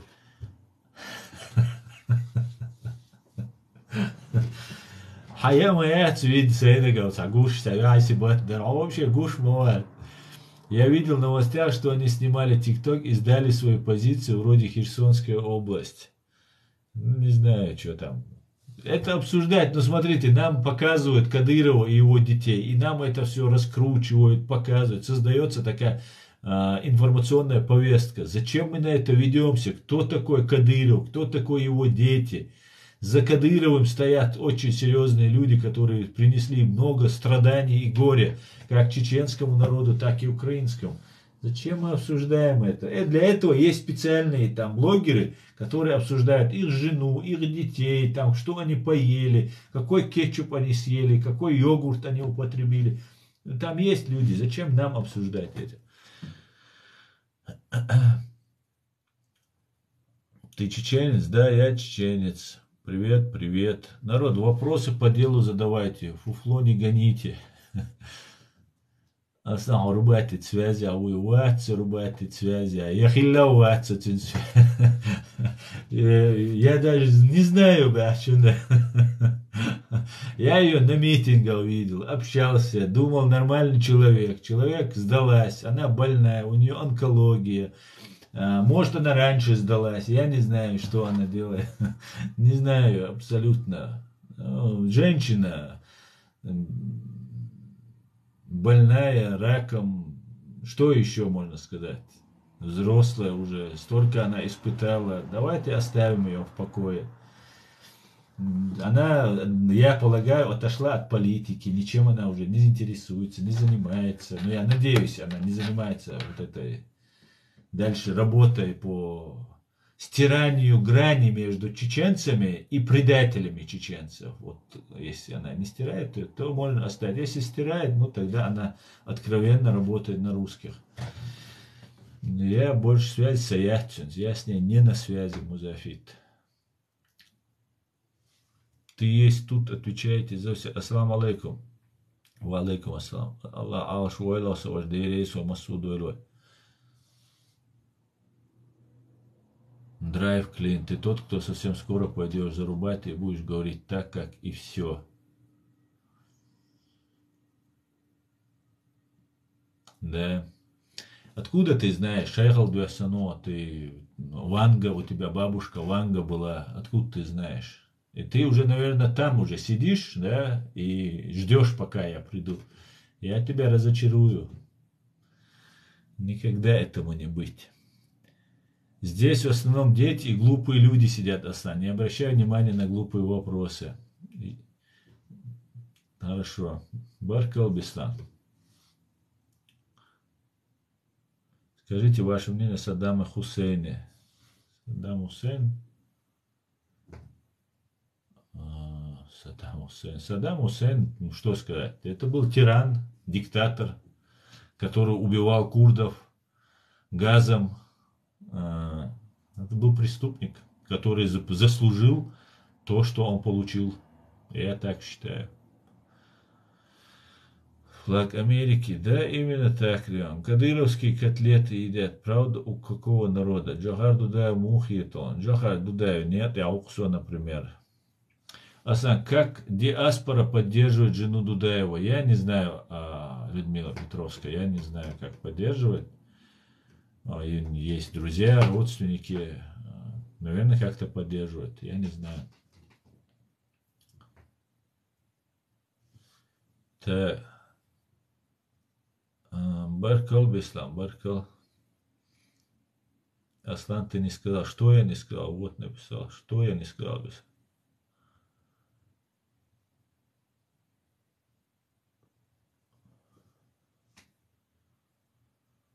Аслан, да, собор, луэль, дейрей, соль, муалим, дейрей, соль. Джахар, Дудая, мухито. Дудая, унах, турпал, хитксо. Аслан, я вызываю тебя на дебаты. На какую тему будем с тобой дебатировать? Ты докажи, что Саддам был тираном. О чем мне тебе доказывать? Зачем мне тебе это доказывать? Мне задали вопрос, я сказал свое мнение. Не согласен? Ну ты не согласен. А кто убил курдов? Мне скажи, я тебе скажу. Газом отравил кто? Не Саддам Хусейн? Ассаламу алейкум warahmatullahi wabarakatuh. Ва алейкум салам. Тумсо мухитно. Гаяски хавайтан агуян пончик.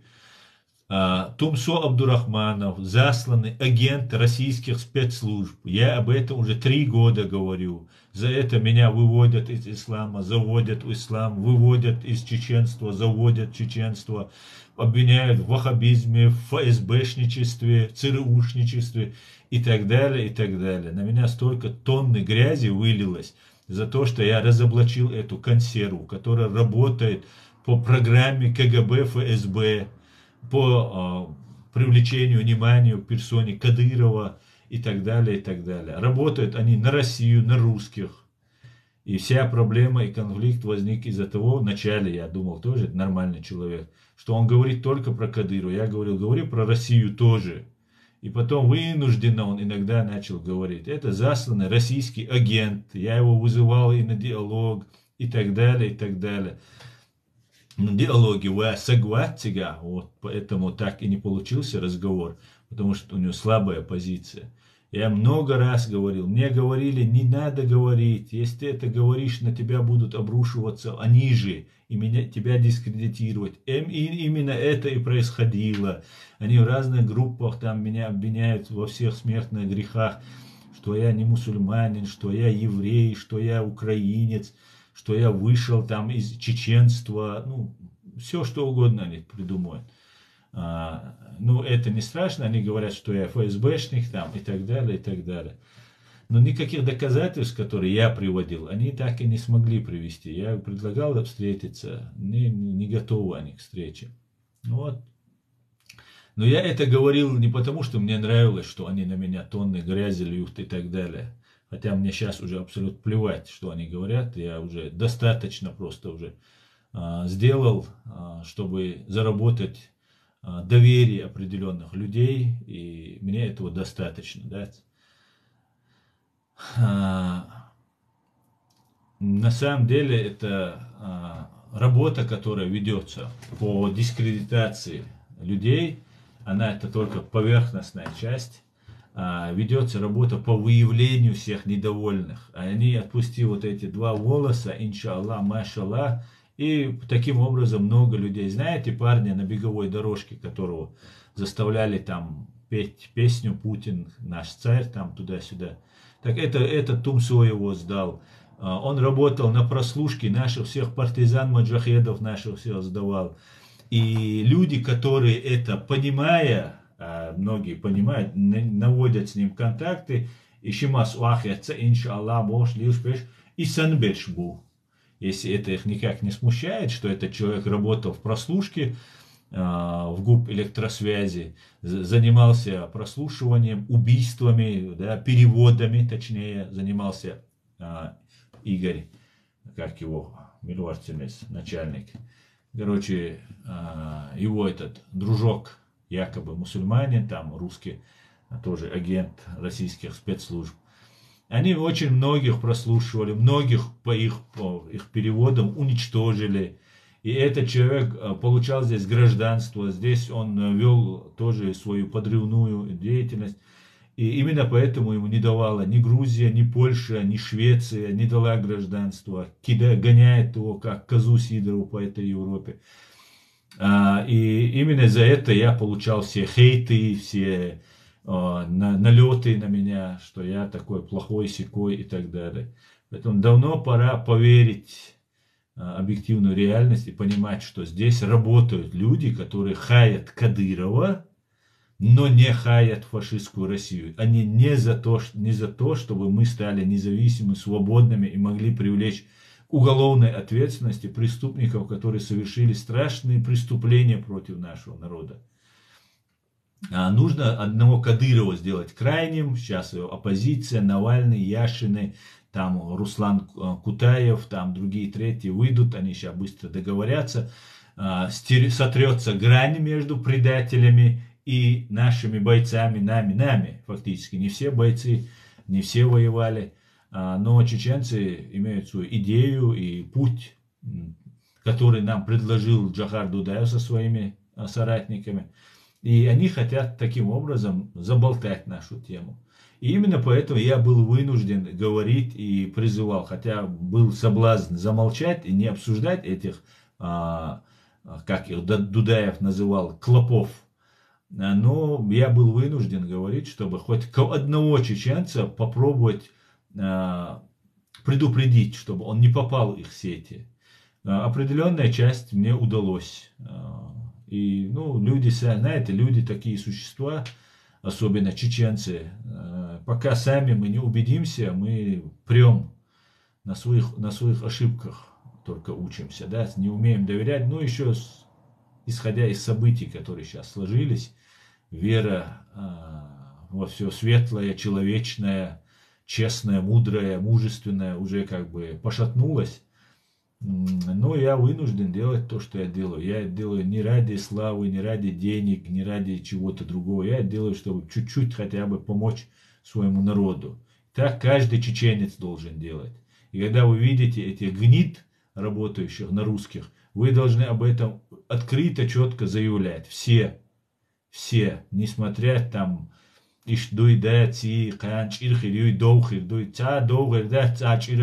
человек жопе узеру. Валла узеру, я войночек амхирду, я вайхирдац. Тут так вопрос стоит.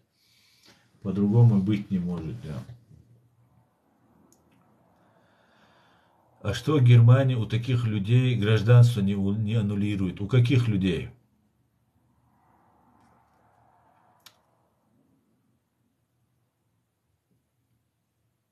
Так, скажите, пожалуйста, когда кончится война, товарищ куратор ТикТока? Не знаю я, когда она кончится. Дай Аллах, чеченский народ будет независимой страной. Амин. Враг кет аяк хайн лаа, но цу цацмеш дакки гоит. Дүйц хидукаш вала ца суна. Шун дүйч вал шул ажука як иста.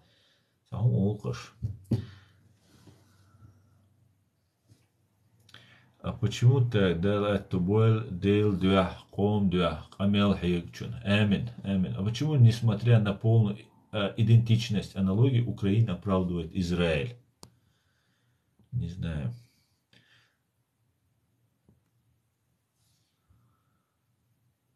Так, короче, Аллах.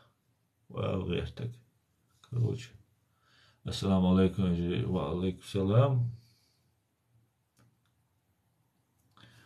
Friday. Svo noche оманте был бешух. Так.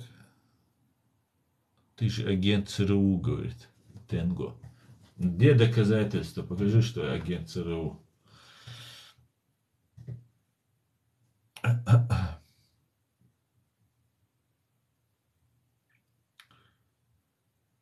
Навальный тоже проект ФСБ. Я думаю, да, во-первых, да, конечно же, 100% проект ФСБ российских спецслужб. Я даже полагаю, что конкретно за его фамилией стоит Патрушев, Николай Патрушев.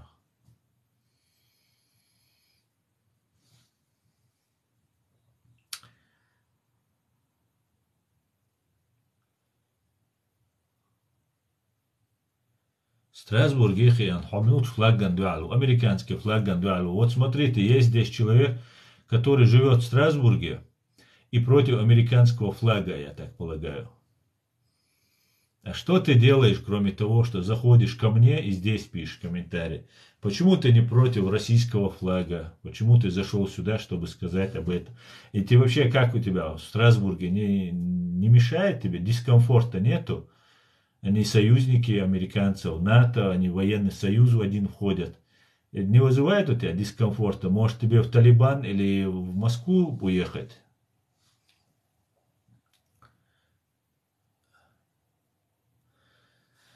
Одновременно они здесь начинают. Один кто-то забрасывает тему, они друг друга, видимо, знают или с нескольких аккаунтов работают. Ты американский агент, бум-бум, агент ЦРУ, ду-ду. Потом, почему у тебя флаг Америки? Все задают один и тот же. Потом, почему про Закаева? Бум-бум, все про Закаева. Аллилуйя. Если бы все были бы дурные, вы были бы отличниками, да. За что Чечня напала на Дагестан? Ну вот, знаешь, мы решили денацифицировать, демилитаризировать Россию и решили начать с Дагестана, потом пройти до Дальнего Востока, ну и уже оттуда на Москву, бог считается. Что за бред ты несешь? Кто напал на Дагестан? Дагестан, не существует Дагестана. Есть Российская Федерация, понимаешь? Если нападают, то нападают на Российскую Федерацию. А где нападут там? В районе Ставрополя нападут или в районе Белгородской области? Не имеет значения, понимаешь? Ты россиянин. Вот, за что напало. Мы спасали женщин и детей дагестанских, понимаешь? Русские террористы, я вам расскажу эту историю. Хорошо, что есть такие русские террористы, которые задают эти вопросы. Русские террористы во главе с Степашиным, есть такой Сережа Степашин, и другими КГБшниками решили привлечь чеченцев, втянуть чеченцев в войну. Им нужно было срочно Путина поднять, власть нужно было КГБшникам захватить полностью, так как она находилась у агента ФСБ КГБ Ельцина, и нужно было поставить своего человека. Ельцин уже спился, как когда-то Брежнев, они его пичкали разными лекарствами, и он был доведен уже до состояния, что ничего не соображал и не понимал. И КГБ делала то, что хотела, считала нужным. Но им нужно было взять власть полностью в свои руки. И тогда русские террористы разрешили в Дагестане установить шариат. Ну, шариат громко сказано, там просто не было русского участкового или даргинского участкового, потому что эти два населенных пункта высоко в горах, Чабан-Махи и Карамахи. И участковый просто был изгнан, даргинские села, и даргинский участковый был изгнан, и просто там не продавали алкоголь. А также жили так, как и жили раньше, также молились, также себе жили и так далее.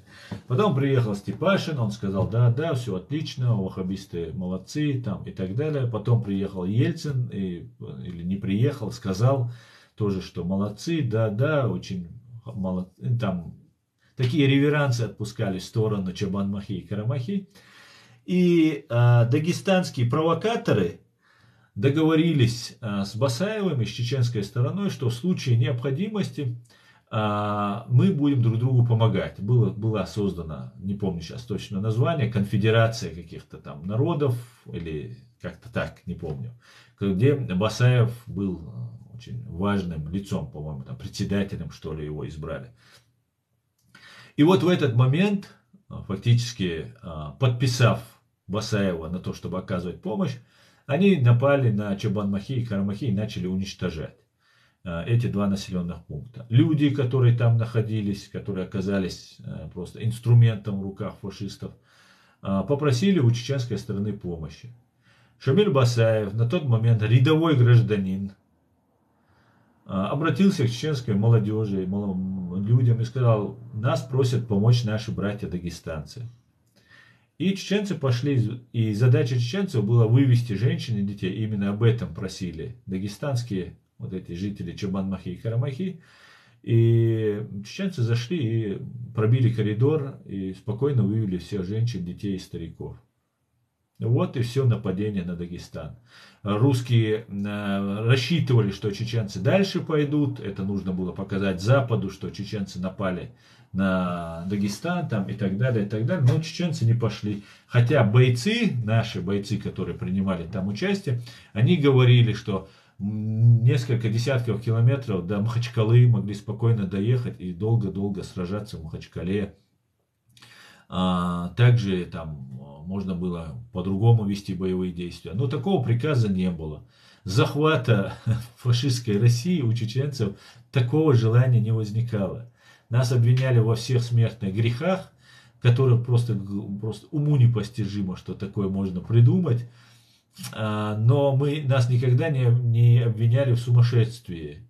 Мы не нападали на фашистскую Россию, которая 140 раз, 90 раз больше нас по численности населения, 90 миллионов россиянцев и 1 миллион чеченцев, в 1000 раз больше по территории, по вооружению и так далее, и так далее, и так далее. Все вы остальное знаете прекрасно и без меня. Поэтому мы не нападали на Дагестан. Так. Раньше, чем занимался, кто тебя знает, откуда взялся, ты агент ФСБ или нет, обоснуй. Пошел ты к чертовой матери тебе обосновывать. Америка, Кезик, Халак, Мин, Навала, Страсбург, Навала, Кедзмине, Далойчан. Так, Борз Аслан Нисбах, Баркал Франц. Так, Аслан Хасан Мухьетон. Сум вообще хьетанца, это улил до сунамца, Кадырова лишь был. Я их не понимаю просто, понимаете? Я не понимаю просто. Можно что-то сказать на Кадырова, можно где-то прокомментировать. Но если ты из этого делаешь образ, весь, ты посвящаешь себя борьбе одним Кадыровым, то ты становишься в матрице, оказываешься. Русские, захватив нашу территорию, создали матрицу. Видели фильм «Матрица»? Вот как в этой матрице они создали новый мир, новый, навязанный, абсолютно лживо, абсолютно беспардонно, нагло, откровенно. Мы это все знаем. Мы же видели, как вчера мы избирали президента Дудаева, президента Масхадова, как встречались они в Кремле, там, Ельцин, Масхадов, и так далее, и так далее. Мы все это видели. И тут нам говорят, нет, этого не было. Есть теперь в составе России, Масхадов был бандитом, хотя вчера его Ельцин принимает, он не бандит. И все, его тело не выдают как террориста, и так далее, и так далее. И эти люди начинают, нам создают параллельную реальность.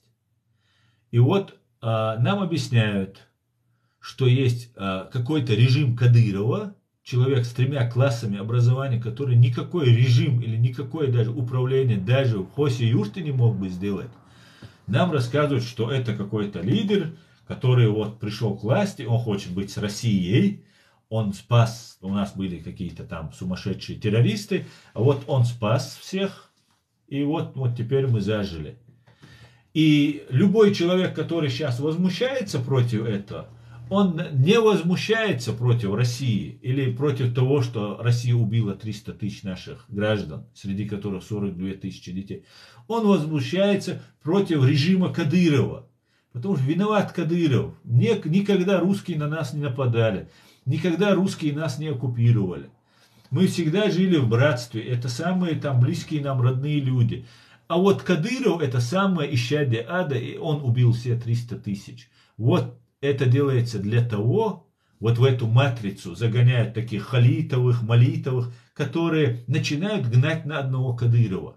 Да, конечно, неприятно, когда из нашего народа человек, говорящий на нашем языке, знающий наш язык и культуру, и я убежден, не будь этих предателей, и не только Кадыровых, Хасбулатова, самого первого, Заугаева, Гантамирова, кто там, много их сейчас, всех не вспомнишь.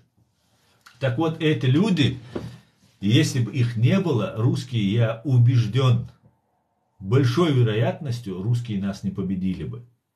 Но даже несмотря на это, Кадыров, Хасбулатов, Гантемиров, Даудов и все остальные, это инструмент в руках тех дьяволов и людоедов, которые им управляют. Вот об этом лишь я и говорю. Я не говорю, что Кадыров хороший или правильный. Но если вас кусает собака соседа, то даже если эта собака была вчера вашей собакой и жила в вашем доме, а вы думали, что это человек, и даже сажали с собой за стол эту собаку, она остается все равно собакой соседа. И вы не будете ругаться с собакой, а будете ругаться с соседом, если она укусит или там испортит вам газон. Вот о чем речь. И все вот эти люди, которым говорят, а им плевать, они выполняют конкретную задачу. Они конкретно работают по определенной схеме. Но может показаться на первый взгляд, что, например, американцы против, Запад против России сейчас выступают. И почему бы, например, тот же Кавказ Реалии, там другие, третьи, все время говорят о Кадырове. Так вот, здесь на Западе американцам, англичанам, другим западным странам преподносится, что именно так и есть, что все чеченцы страдают от режима Кадырова. А они, которые, вот эти все западные страны, которые отдали нас на откуп людоедам в лице фашистской России, банды ФСБ, им как-то не совсем удобно, понимаете, говорить, что Чеченская Республика оккупирована, что Чеченская Республика независимое суверенное государство, на которой они сами были наблюдателями, их представители, и признавали нас таковым. И в ООН есть документы, подтверждающие, что мы являемся независимым суверенным государством. И их устраивает, например, турецкие спецслужбы устраивает, что наезды на Кадырова происходят, но не происходят на Путина. Потому что с Путиным встречается Эрдоган. А вот человек, который живет в Турции, ему не лучше или не очень хорошо ругаться на Путина или на ФСБ. Лучше поругать Кадырова. Но тоже человек Путина, человек ФСБ, Кадыров, ну да, заслуживает. Но возникает другая вещь, происходит такая маленькая подмена понятий. Нас отвлекают от главного врага, от ФСБ, от Лубянки, от террористов Патрушева и Путина. Вот о чем нужно говорить всем. А все, кто так не говорят, либо они работают на турецкие, на американские, на какие-либо. Хотя американцы и англичане сейчас в этом плане себя уже не ограничивают. Теперь они решают вопрос с Путиным, за что отдельная им благодарность. Но, например, турецким спецслужбам, когда он якшается с Путиным, Эрдоган, надо, чтобы на Путина не наезжали. А почему не наезжает? Почему Халитов не звонит, например, русским каким-то министрам? Они там ранят винобои, не знаю, насколько правда нет, но говорят, он там ранение получил. Поэтому я его сильно особо хейтить не буду. Но я думаю, что человек должен понять, что Кадыровым дело не ограничивается. Наш враг фашистская Россия, имперская фашистская Россия. И их мозговой центр является фабрика имперской мысли, является террористическая банда ФСБ, которая расположена на Лубянке. Вот и все.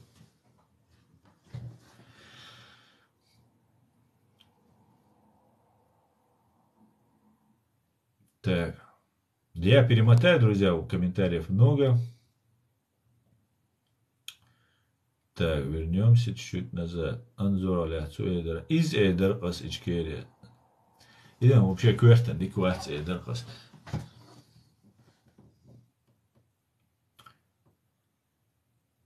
Иблис в Кремле, остальные последователи Иблиса. Иду к Шадега.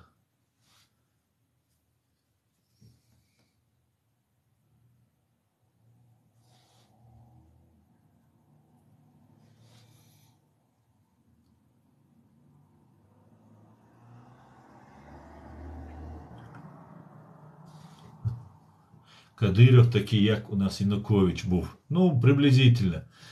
Но, знаете, с небольшим отличием. Янукович хотя бы был без крови избран. они не убивали, ну, может, кого-то они ликвидировали, врагов там и так далее, но Кадыров вчера был на нашей стороне, его отец, объявлял России джихад, призывал убивать русских как можно больше, папа этого. А потом он перешел. Это поэтому Янукович, при всем том, что это зэк и так далее, ну, по крайней мере, ну, на чуть-чуть выше стоит Кадырова, скажу. Я могу сравнить Кадырова, знаете, с Пушилиным, который сейчас откровенно перешел на сторону русских, по-моему, он украинец, да, и убивает украинцев. Вот я больше склонен, хотя и даже Пушилин не был под видом за нас, за вас, украинцы, а потом перешел. Поэтому, ну, можно найти и такой пример, Киева, например, да, который кичился, таким бойцом был, а потом лег, ну, обломался. Но он был, видимо, Киева был, я имею в виду. Видимо, он просто разоблачился. Так. Когда наш народ восстанет, как ты думаешь? Им цагасо. Ельцин принимает, а Ельцин продажно сам на кого работал. Ельцин на ФСБ работал, на КГБ.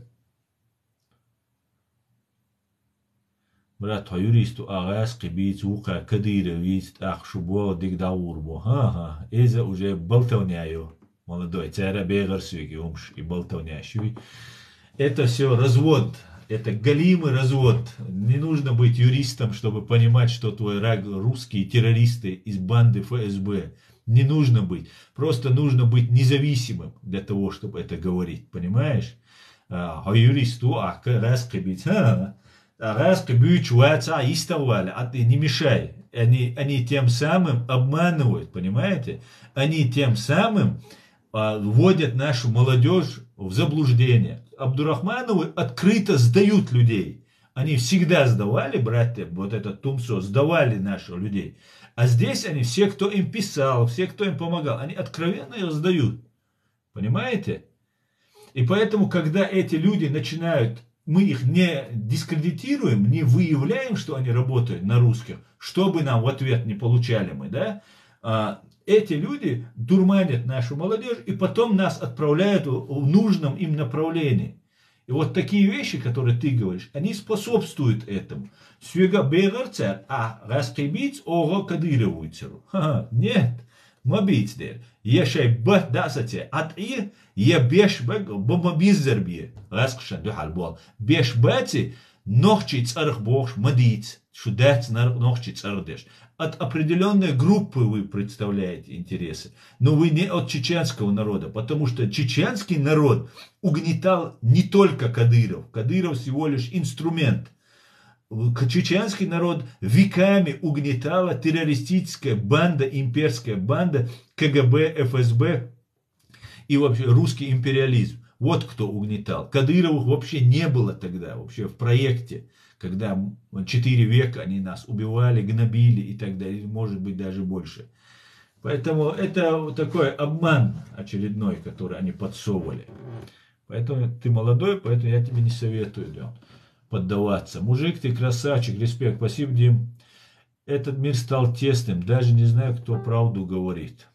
Слушай меня и радио Свободу, да. Какой вкус... Или АК-47. Берс. Что за ерунду ты несешь? АК-47. Или кто ты там? Хамзат Гилав, Ерборс, да, Гешдуэс, Амин, Далдек, Алуэль, Ишдук Варшунвай, Ишца предательцевая Лашу. Наш ни один лидер, настоящий лидер, не тот, кто вокруг этих лидеров ошивался, настоящий, ни один не перешел на сторону врага. Ни один, никто. Вот. Остальные все это шушера была, которая вокруг них ошивалась. Так. Можешь прокомментировать признание оккупации Белоруссии Россией? Я считаю, что Беларусь должна быть деоккупирована.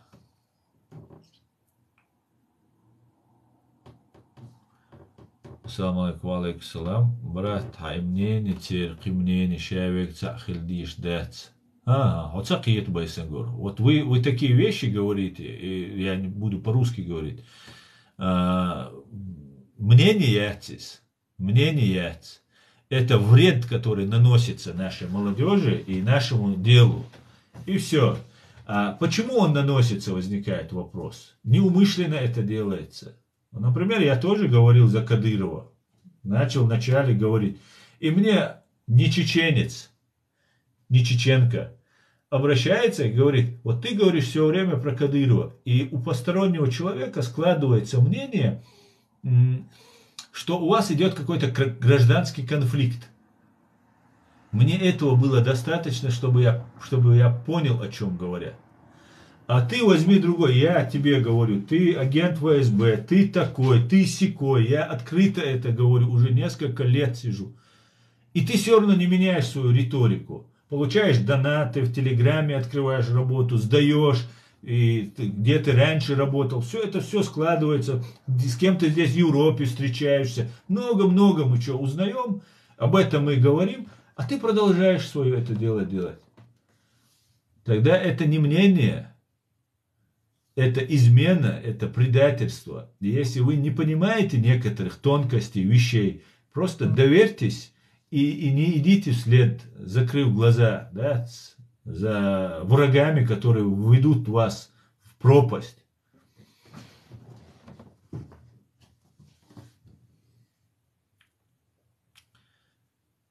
Так, реклама Радио Свобода, да. Радио Свобода сейчас уже не тот, я согласен.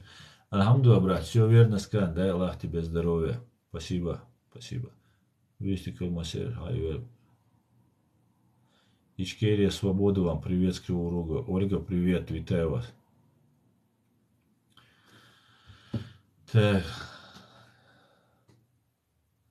Вот ночью мух бала уэн мюсер больш бувай раски бич дишду.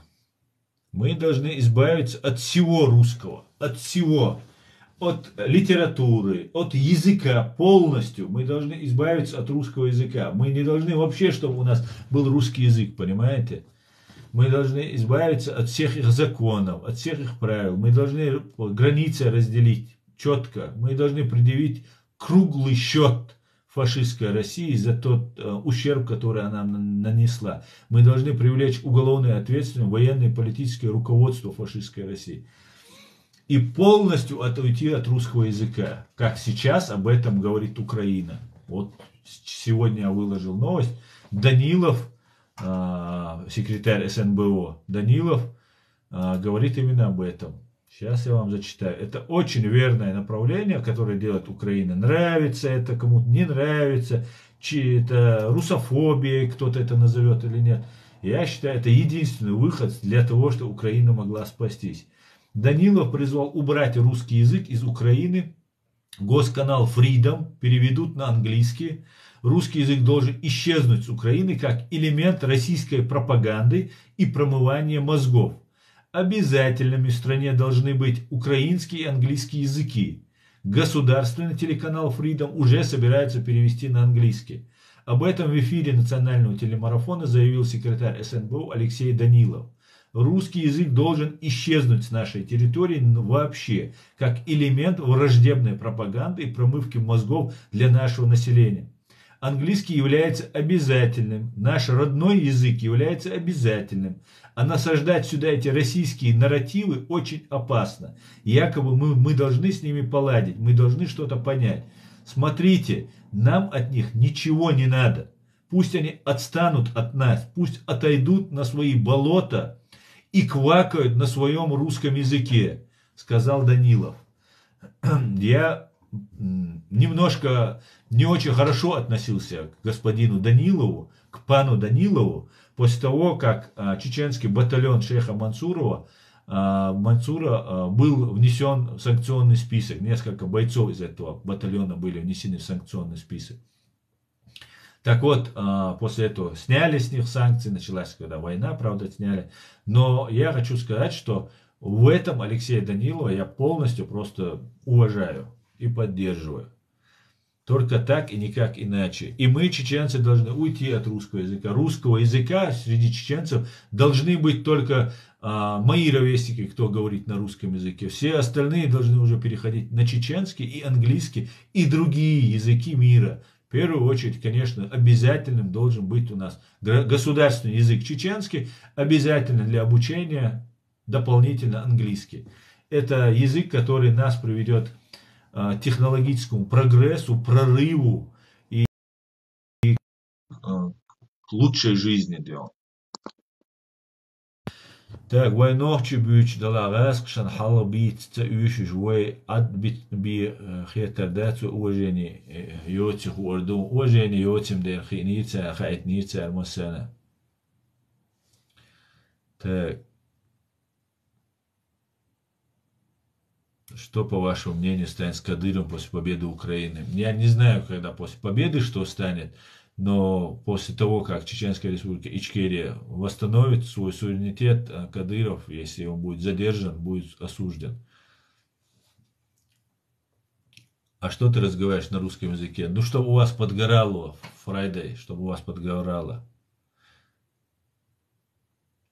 Слава Ингушетии. Свободная и независимая от фашистской России, Ингушетии, слава. Так.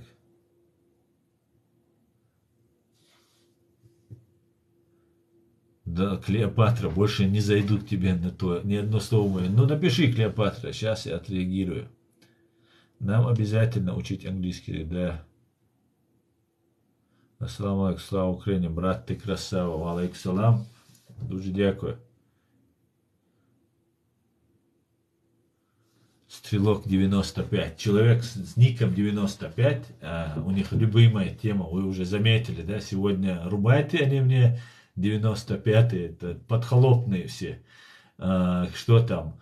Я ФБР, что ЦРУ, ударишь, дивіться, короче, бороды нет и флаг американский.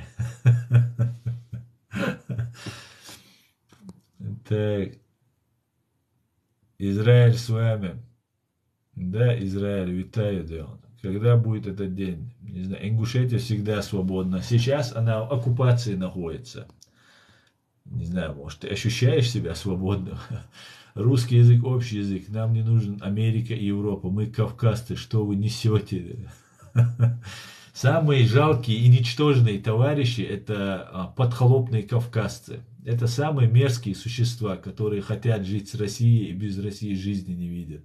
Мне вас искренне жаль. Джахар Дудаев, раб, не заслуживающий, не стремящийся выйти из-под рабства, заслуживает двойного рабства. Афая с двойным рабством.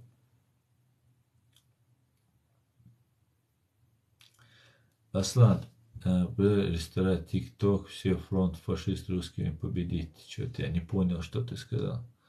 Так, не Россия, не мать такой крайне, Московия. Ну нет она или есть, в документах до сих пор она фигурирует, и в ваших украинских тоже, как Россия. А вы сами-то откуда? Я из Чеченской Республики Ичкерия.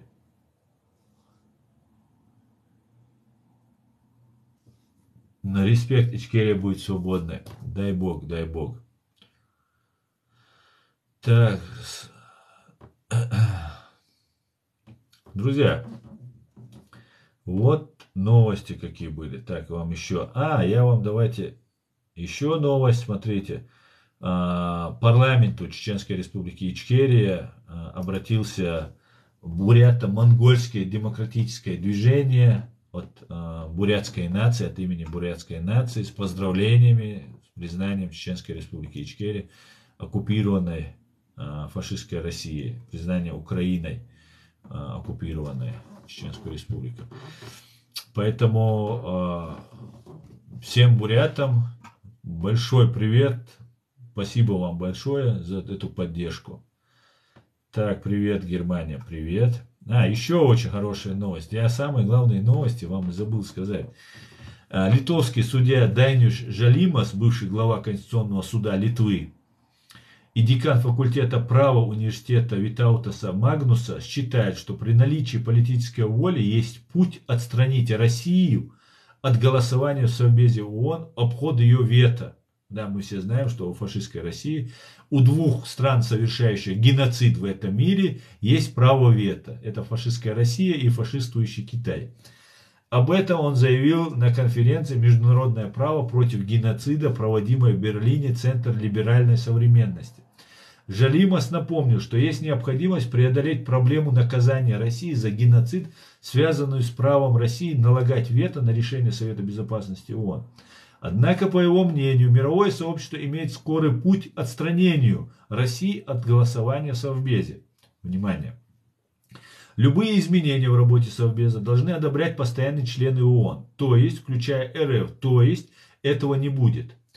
Но есть и другие пути, по которым уже есть прецеденты в ООН, заверил он. В качестве первого варианта действий он назвал так называемый китайский прецедент, по которому в свое время место в Совете Безопасности ООН перешло от правительства Тайваня к материковому Китаю. Подробно об этом читайте в статье там, и так далее.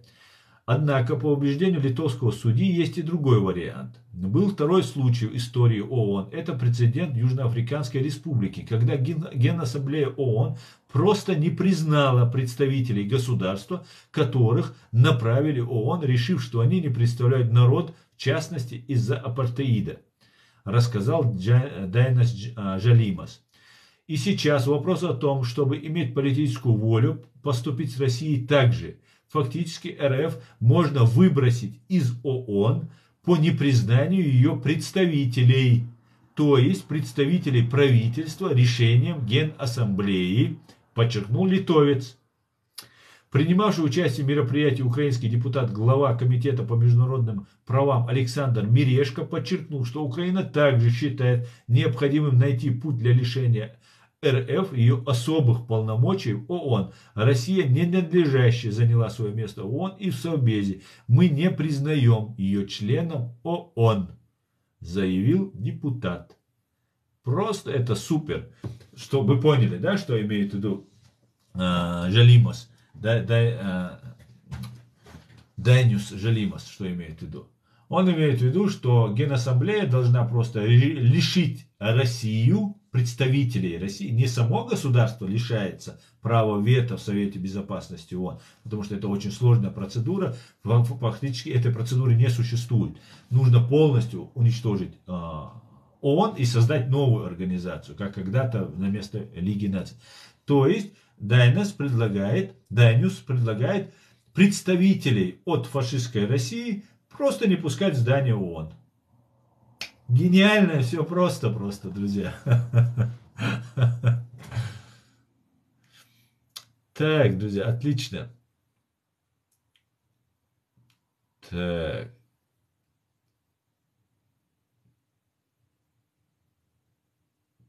Так, Славичкери, так, это не так. Как же Новодворская была права в своих заявлениях: скорейшая свобода Ичкерии и поражение Рашки. Так, у меня такое чувство, что все хорошие либералы ушли, накажут от признания Ичкерии Украины. Что все хорошие либералы ушли, накажут от признания Ичкерии.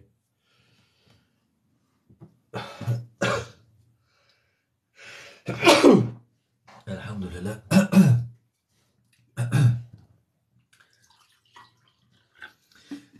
Знаете, если вы хотите узнать, кто является независимым от российских либералов, оппозиции и так далее, посмотрите, как они относятся к чеченской тематике.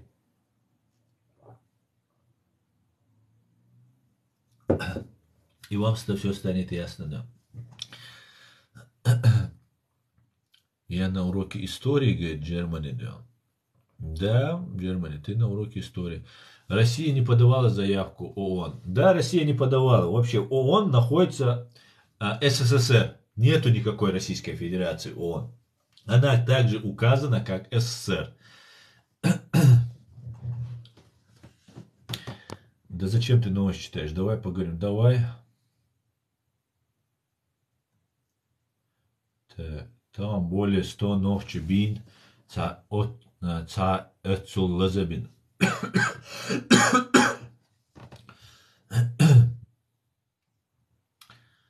Bayambo da bayambo. Iqitsahum do Trump доллар вяхкана.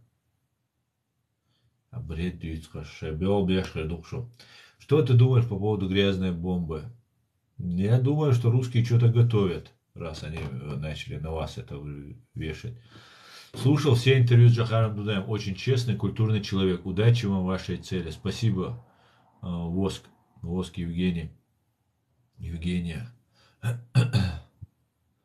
Так, дал мутлахор ден эшен дюйч дуцер лук. Дал мутлахор ден эшен дюйч дуцер су.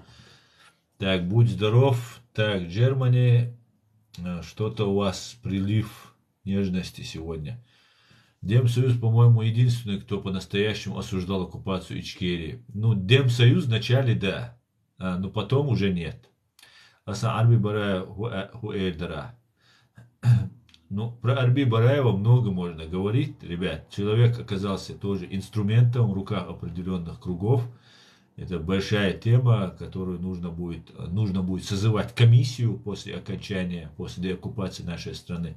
И разбирать эти тяжелейшие вопросы нам придется разбираться. Арби Бараев, инструмент. Ассаламу алейкум, Казахстан за независимую Ичкерию и Украину. Алейкум ассалам.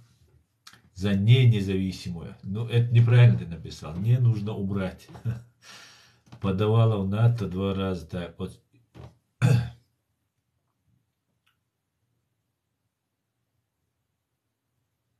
Тридцать ночи винного бо уродивый. Бай вина бо. Так, свобода Ичкерии. Так.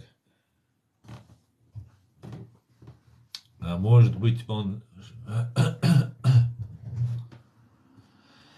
Так, дальше, поехали дальше, друзья.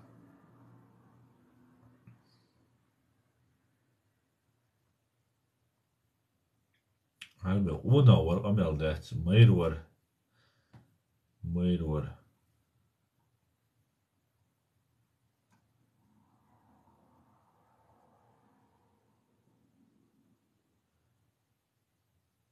Так, салам алейкум, алейкум ассалам. Так, друзья.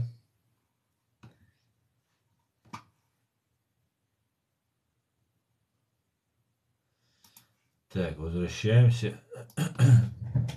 Вот, друзья, мы уже много говорим, мы, наверное, уже устали. Да? Вы будете расходиться, и я тоже прекращу. Просто...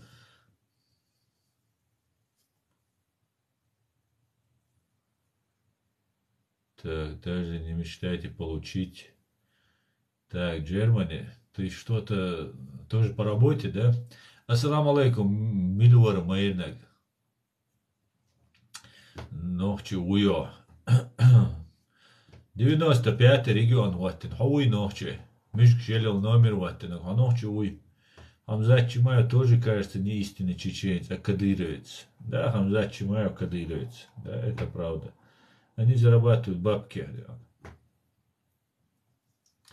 Так, закончился сбор на носки для тепловизора, для обогрева и вот, да.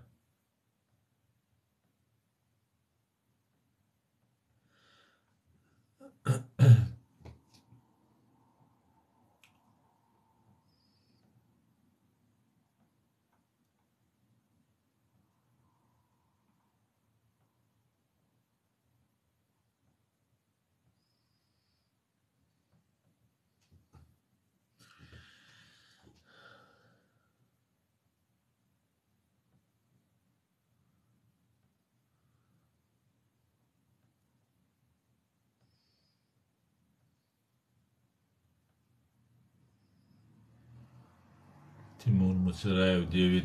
Я не знаю, где Тимур Муцераев. Может, в Турции, может, в Чеченской Республике. Можно у тебя один вопрос? У меня нету. Закончились.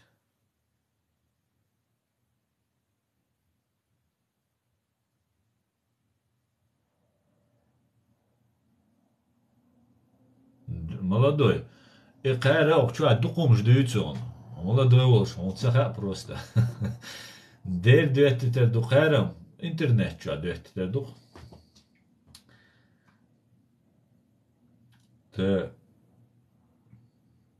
Мадам, извините, время не подскажете? Непростое, блин, очень непростое. Ты похож на моего дядю, живет в Казахстане, славочки, героям слава. Аш Ахмад Сила Бо, Шун Хульш Дег Гуш Дуборз. Я не усну, говорит, Джермани. Джермани, тебе за каждый этот комментарий или за каждый знак платят. Ты же чечен, почему ты ненавидишь свои чеченцы?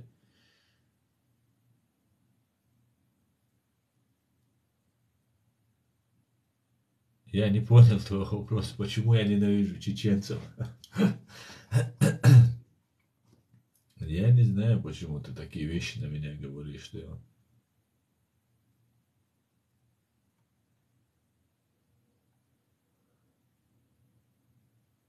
Так.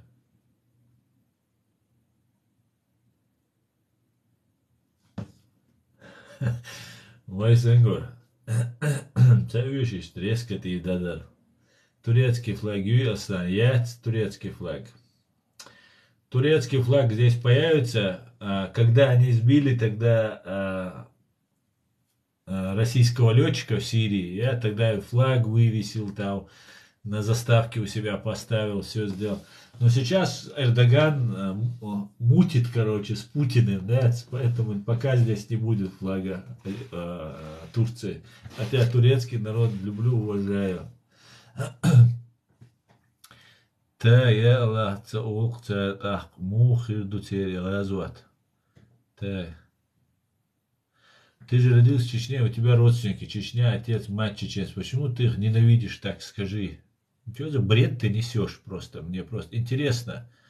Ты много выпил сегодня? Так. Я американский, причем здесь. Ну ладно, все, опять эти вернулись. Вернулись, короче, да? Заходите на мой канал YouTube Reality, и там вы получите на все ваши вопросы ответы. Американский, почему, я уже говорил. Друзья, я закончу тогда.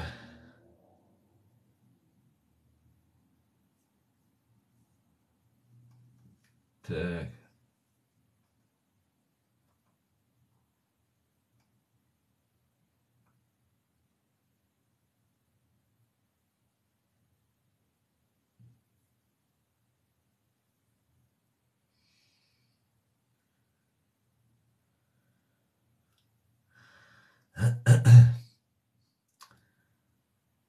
Парламент Финляндии, друзья. Парламент Финляндии поддержал строительство забора на границе с Россией. Финские парламентские партии поддержали строительство забора на границе с Россией. Об этом заявила премьер-министр Санна Марин. Проект единогласно поддержали все партии парламента. В скором времени пограничная служба приступит к строительству. Протяженность финско-украинской границы составляет 1340 километров. Из них, по его мнению, было бы уместно оградить около 150-250 километров. Предположительно, стоимость проекта составит сотни миллионов евро. Первая часть забора на юго-востоке границ России может быть построена уже к весне. Господи, благослови Финляндию. Водошного, да? Как же хорошо все начинается. Так хорошо, что я даже не ожидал, что будет так хорошо. Так. Зачем тут вести эфир? Ну почему же вещь, Горянка 95? Вы все с номером 95 заходите для того, чтобы здесь мешать мне. И вас здесь очень много в ТикТоке. Но у вас одни вот эти нарративы, одно направление дело. Поэтому я вам иногда не отвечаю, потому что вы одно и то же несете. Одно и то же, причем все одинаково. Вам, видимо, говорят, давай спрашиваем его за флаг, давай спрашиваем его за бороду, давай спрашиваем его там за ислам, еще что-то. Вам не надоело? Смотрите, насколько жалкий, да, вы продаете честь, совесть свою ради 2 копеек, которые вам, 20 тысяч, 30 тысяч, сколько вам платят? 200, 300, 500 евро вам в месяц платят. Представьте, вы не просто себя продаете, свою совесть, душу продаете. Вы продаете, я всем, кто работает на Россию, имею в виду, им обращаюсь. Вы продаете будущее своих детей и внуков. Подумайте над этим. Зачем вы это делаете? Да, Ларбуэль Хасан Болкенте, Окзаман Чуа, тем более, наху адюцердон, Бодерик Эльч, Хумшдюч. Баду Кедерес, Масудой Вадалаш. Плохо, что молодежь Чечни плохо знает свою историю. Нет, они неплохо, Сара. Мы неплохо знаем свою историю. Мы находимся в заложниках. Мы находимся в оккупации. Слава Аллаху. Амин. Надо подписаться, то любовь потеряет. Так, Джермани, это ты снова? Ты в Америке живешь? Нет, я в Германии живу. Ассаламу алейкум. Ва алейкум ассалам.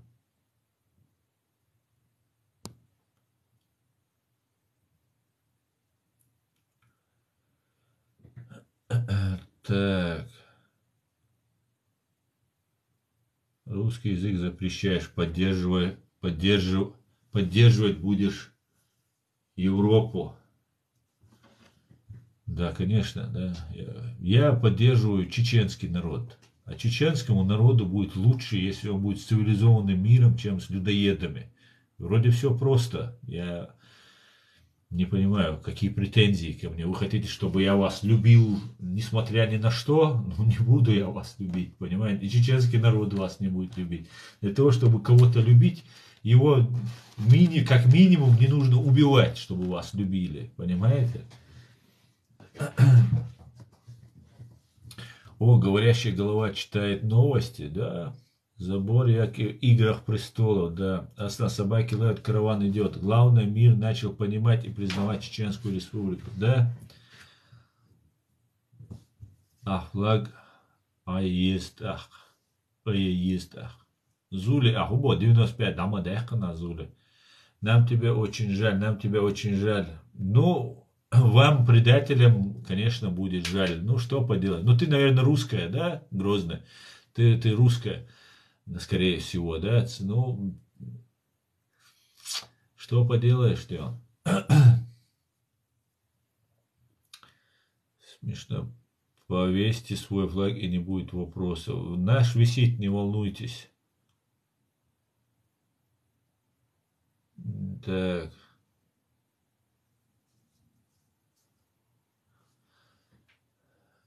А ты где родился? В Европе, что ли? Ну, вы бы хотя бы немного умные комментарии писали бы, говорит, ночью. Os ночи чуа ачаря ахьеч еле олсу напцакьеч. Шей дуаш дачу хум дачу. Дуаш дачу ума дачу. Лелат, изам бонах. Вас назвали номером 90, и вы рады быть номером.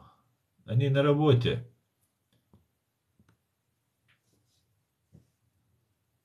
Свобода. Сегодня утром, говорят, 100 человек полк полегли из числа нефтеполка Кадыркина. Да, говорят. Да, я видел.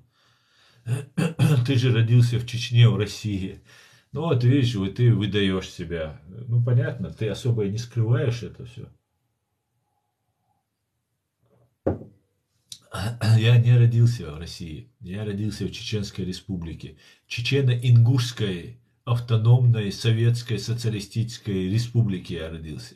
Никогда я в России не родился, не жил, вернее, жил, но не имею никакого отношения к Российской Федерации. Родился в Советском Союзе, паспорт получал в Чеченской республике Ичкерия. Да. являюсь гражданином Чеченской Республики Ичкерия. Ничего общего с фашистской Россией иметь не желаю. И этот язык с удовольствием забуду и говорить на нем не буду. Хотя язык врага нужно знать. И это тоже нам помогает. Чеченский это не рашка. Бол кадыр. Қадуқ цер шайкара хумадоч дақ исиқик энте. Мадуқе мака. Ваше ассаламу алейкум. Юрий поддерживает бешубош магазирсу. Ва алейкум ассалам. Ахка худа валлара. Нет, я не чеченка, не держу, что я чечен и буду всю жизнь гордиться, что я чеченка. Я не такая, как ты. Нет, я чеченка. Не держу, что я чечен, и буду всю жизнь гордиться, что я чеченка, и не такая, как ты. Но если ты чеченка, ты должна же быть независимой, или ты хочешь подхолопной чеченкой быть. А подхолопная это уже не чеченец, да. Просто хотел у тебя спросить самому. Угу. Спросил? Я живу в Америке, а в голову не пришло флаг вешать через голову. Сунам, цаиз. Я давно живу в Америке, и в голову не пришло флаг вешать. А что ты уехал в Америку? В ненавистную Америку, ты у них там живешь, зарабатываешь, там на их языке говоришь, да? А их ненавидишь, наверное, да? Тоже кадыровец. Уезжаю куда-нибудь там, в Россию, или там, если получше место, то в Афганистан к талибам.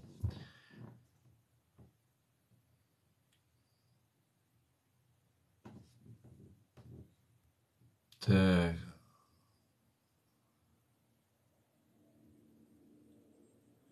Так, ну все, конец света, так.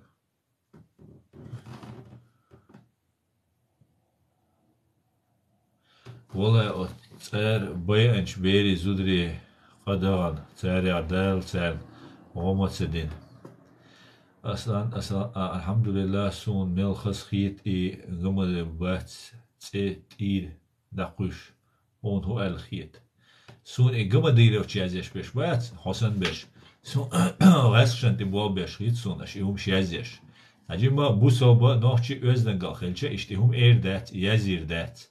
El editse işte tem yitzriya şu qavuy kadirotchan. Sun bay an khassahiton.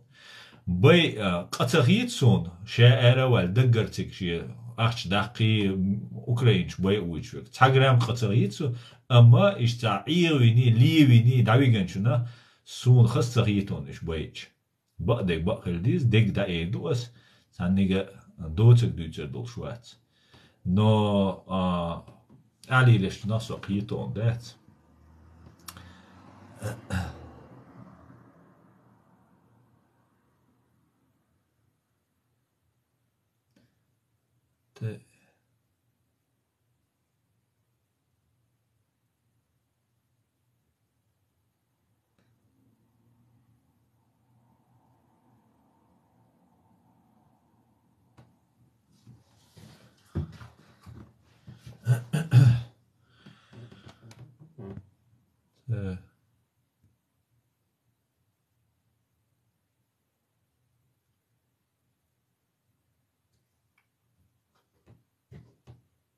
Солнце хасалит один уат.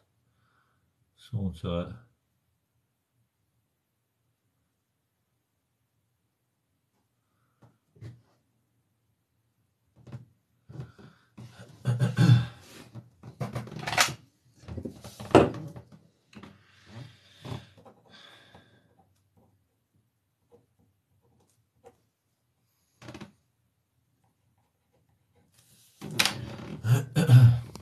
Так, поехали дальше.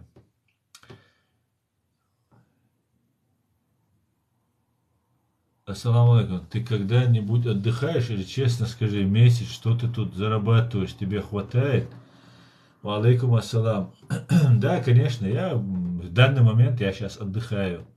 Я получаю эстетическое, моральное удовольствие от того, что фашисты и подхолопники бесятся от той правды, которую я говорю. И да, я трачу все свое время на то, чтобы разоблачать фашистскую Россию. И иногда это устаешь от этого. Ну вот, начиная стрим, я уже отдыхаю, заряжаюсь, скажем так. Платят ли мне? Нет, мне не платят. К большому сожалению, мне никто ничего не платит. И это очень хорошо. Хоть это и сожалению, потому что я абсолютно свободен и независим в принятии своих решений, принятии той или иной позиции. И моя позиция, она максимально объективна и максимально полезна, на мой взгляд, конечно же, для чеченского народа.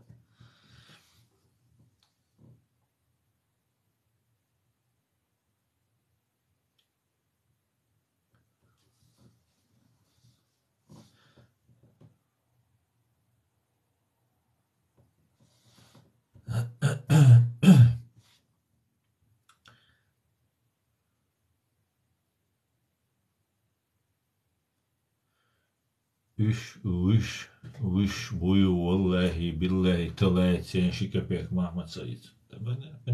Американский флаг. Мое отсюда есть, давай, ты ошибаешься. Ухилла халита. Тага герс креатаво, усмач креатаво, цаасо.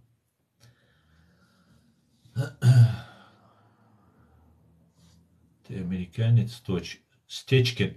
Стечкин, 20-й регион, пишет мне. Ты американец, что ли? Вот сколько набежало всех предателей со всего света, Деон. Я одного не пойму. Живут в Америке, Европе и хаят. Если так плохо, почему не едут в мусульманские страны? Да. Лицемерие. Бесплатно мочить бешубаря. Да, бесплатно. Дель шидвя. Хвала Аллаху, Господу миров Бож. Хасанин, яд малина. Малина. Ты смотри. Чай сила Божья, гудирду ти эйдал хитдельч. Как они будут реализовывать свою рабскую сущность. Вала яцрич абор мамон. Сидишь тут за Кадырова, говоришь, он твой брат и президент, уважай себя, что уважали тебя, сам ты предай. Да, ну точно не мой брат и точно не мой президент. А знаешь почему? Как минимум, потому что он не президент. Твой брат Ходорковский мой холоп. Аллаху Акбар, Аллаху Акбар.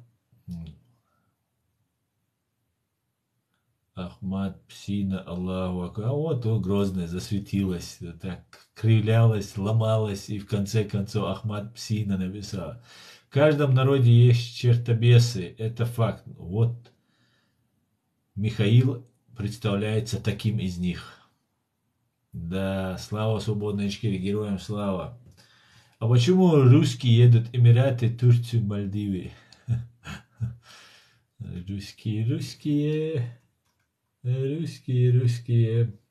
Россия сумела добиться ООН недопуска Румынии и Литвы на заседание Совбеза ООН по Украине. Вы уверены, что такой ООН нужен в этом мире? Вопрошает румынская сотня. Так. Ассаламу алейкум. Я тебя не знаю, впервые смотрю этот эфир, но я бы хотел задать один вопрос. Какая разница между Америкой и Россией? Ну, ты вопрос, конечно, очень сложный задал, конечно. Но если коротко ответить, какая разница между рабом и свободным человеком? Между прекрасным дворцом и кучей навоза? Какая разница? Вот такая разница.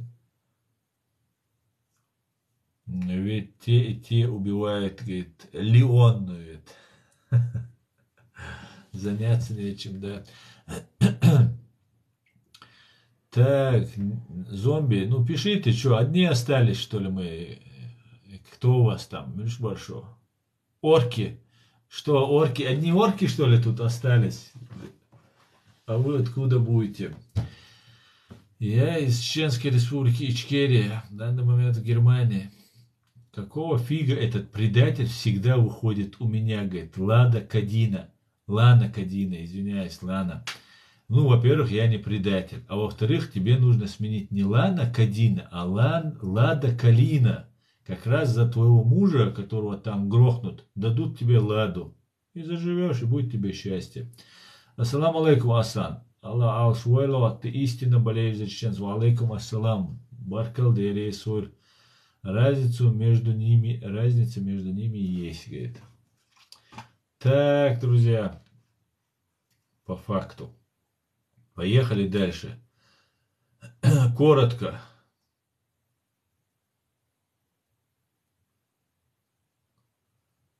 Так, коротко и ясно. Что-то среди ичкерийцев никто тебя не видел в Чечне, говорит Марта. Зачем меня в Чечне видеть? Ты же меня тут видишь. Тебе недостаточно? Я пишу тебе из Израиля, а это не мне. Он болеет за Америку, а не за Чечнею.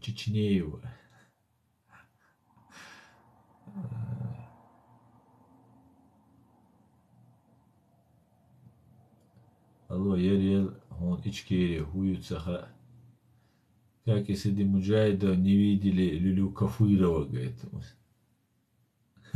Муслим Франц, ты хочешь сказать, что я как ты муджахид, да, какой-нибудь, а я как бы типа Кадырова, да, которого не видели. Шумичаду, Алиш, воины Аллаха, где вы? Я жду, мне нужна помощь. Чеченский народ насильно на смерть отправлять. Где вы, воины Аллаха такие? Муслим, Унядина, халифат там. Вы где просто? Скажите мне, эй. Алима, клоун, штукшунах. Да, Leute, du kannst auch schon schön schauen, schön da rein. Oh, Käfers Internet, hey, schön schauen, auch schon, was da doch schon. Так.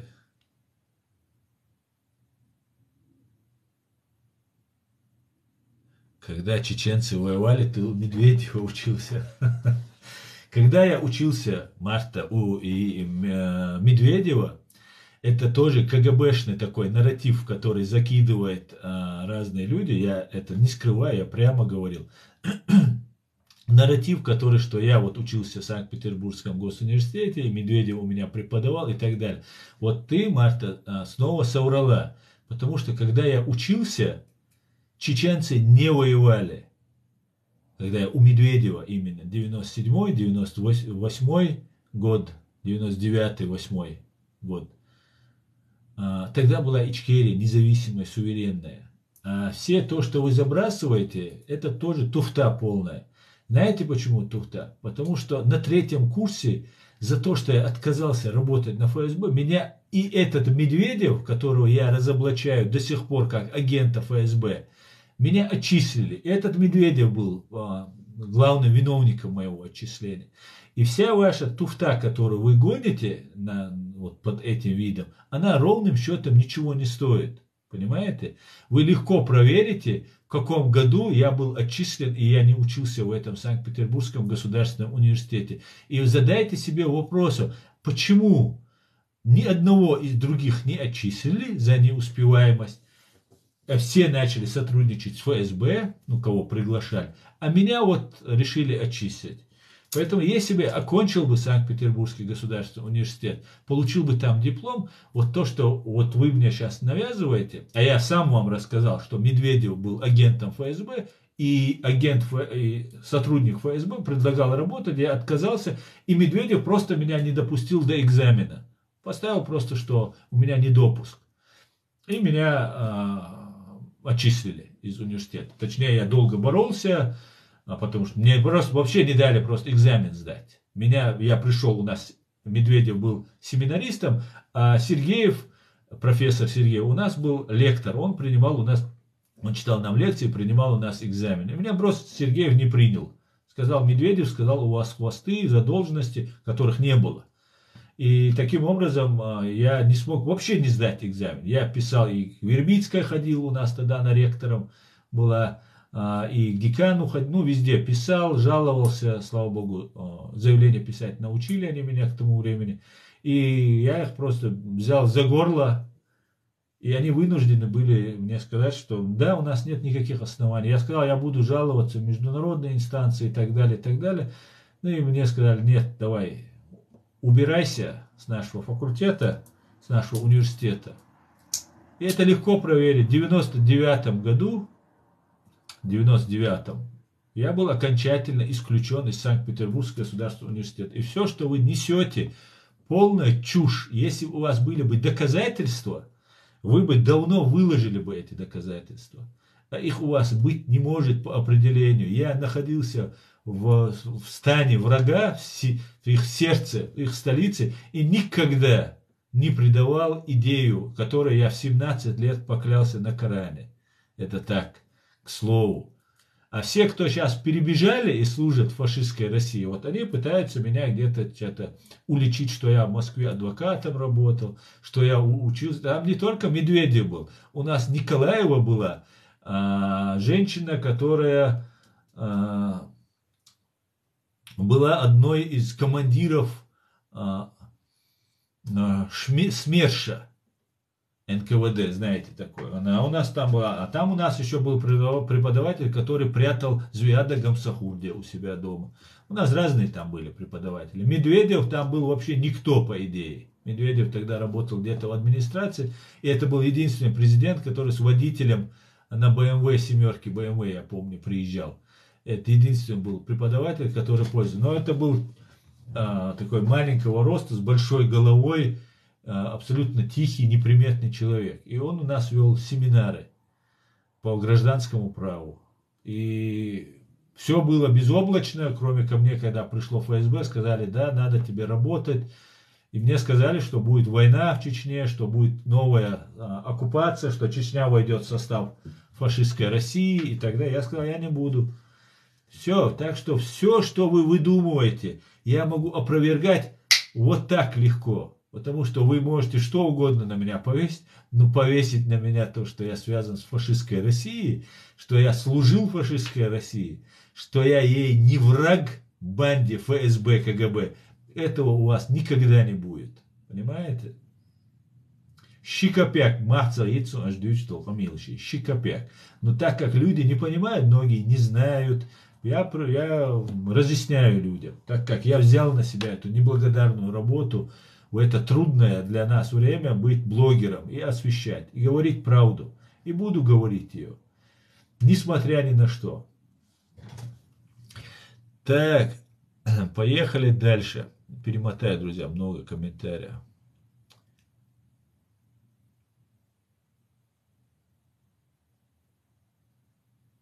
Год, ты не мусульманин, сказал год, и вылетел из ислама, как пуля.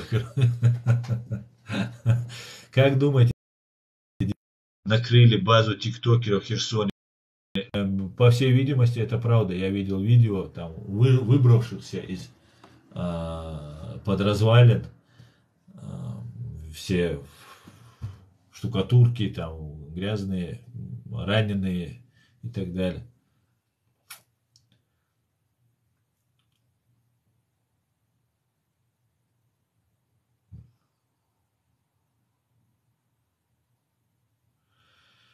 Привет с передовой. Андрей Сокол. Витаю передовой. Вот настоящие воины. Вот не балаболы, которые мне здесь пишут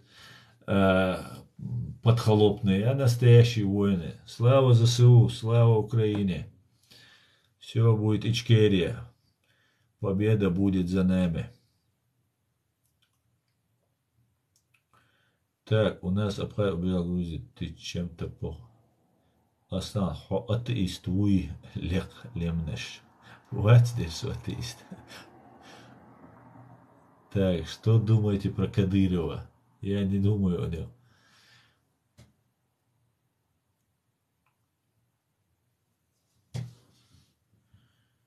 Так, Аса, зачем ты перед этими рабами оправдываешься? Ночью я не оправдываюсь. Они много говорят, и вот такие люди, как ты, например, который тоже червячок остается. И чтобы вы понимали, я хочу, чтобы вы понимали, каждый их, например, их каждый выпад, я должен хотя бы мой близкий круг, который меня смотрит, постоянно меня поддерживает, хотя бы они чтобы знали. А дальше они уже будут говорить, объяснять, когда будут возникать какие-то. Я же тоже не вечен, я же тоже могу закончить свой путь.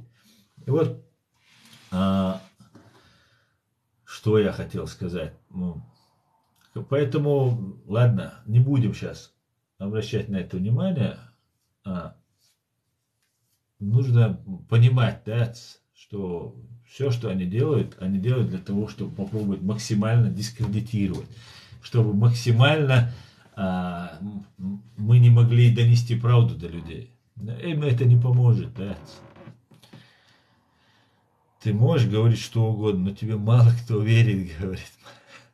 Я желаю тебе удачи, гуте нахт. Спокойной ночи, Сара, и вам тоже сам, и вам того же.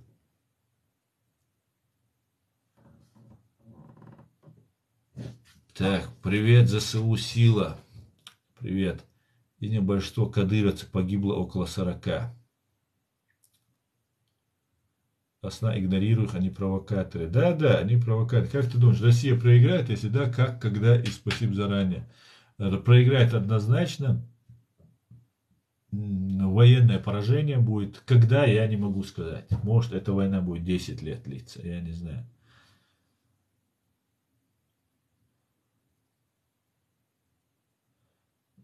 Так, как думаешь, Асан, на Украине война скоро закончится? Я не знаю. У меня есть голова, я смотрю тебя везде и снова, и знаю, что ты болеешь за чеченский народ. Ночі я дуже дякую, українч Маалар.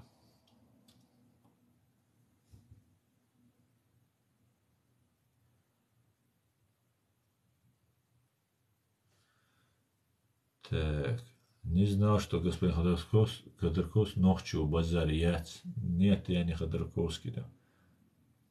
Аса и Марта Боштол. Да, окчур. Дит умадать, я думаю, спасет мир Германии. Ты сколько получаешь, скажи мне, за эти комментарии свои? Так, друзья, я на этом свой стрим заканчиваю. 25 тысяч вы написали, лайков поставили, кто-то хорошо поработал. Спасибо, что смотрите. Спасибо, что поддерживаете. И слава Украине. Все будет Ичкерия. Господи, благослови Америку. Друзья, я постараюсь каждый день выходить. И здесь в ТикТок, и у себя на канале в YouTube. Так что всего самого хорошего, друзья. Адикюэль маш оль бюс декалюэль. Гурдувай далмула кест. Скоро мы будем свободными, друзья.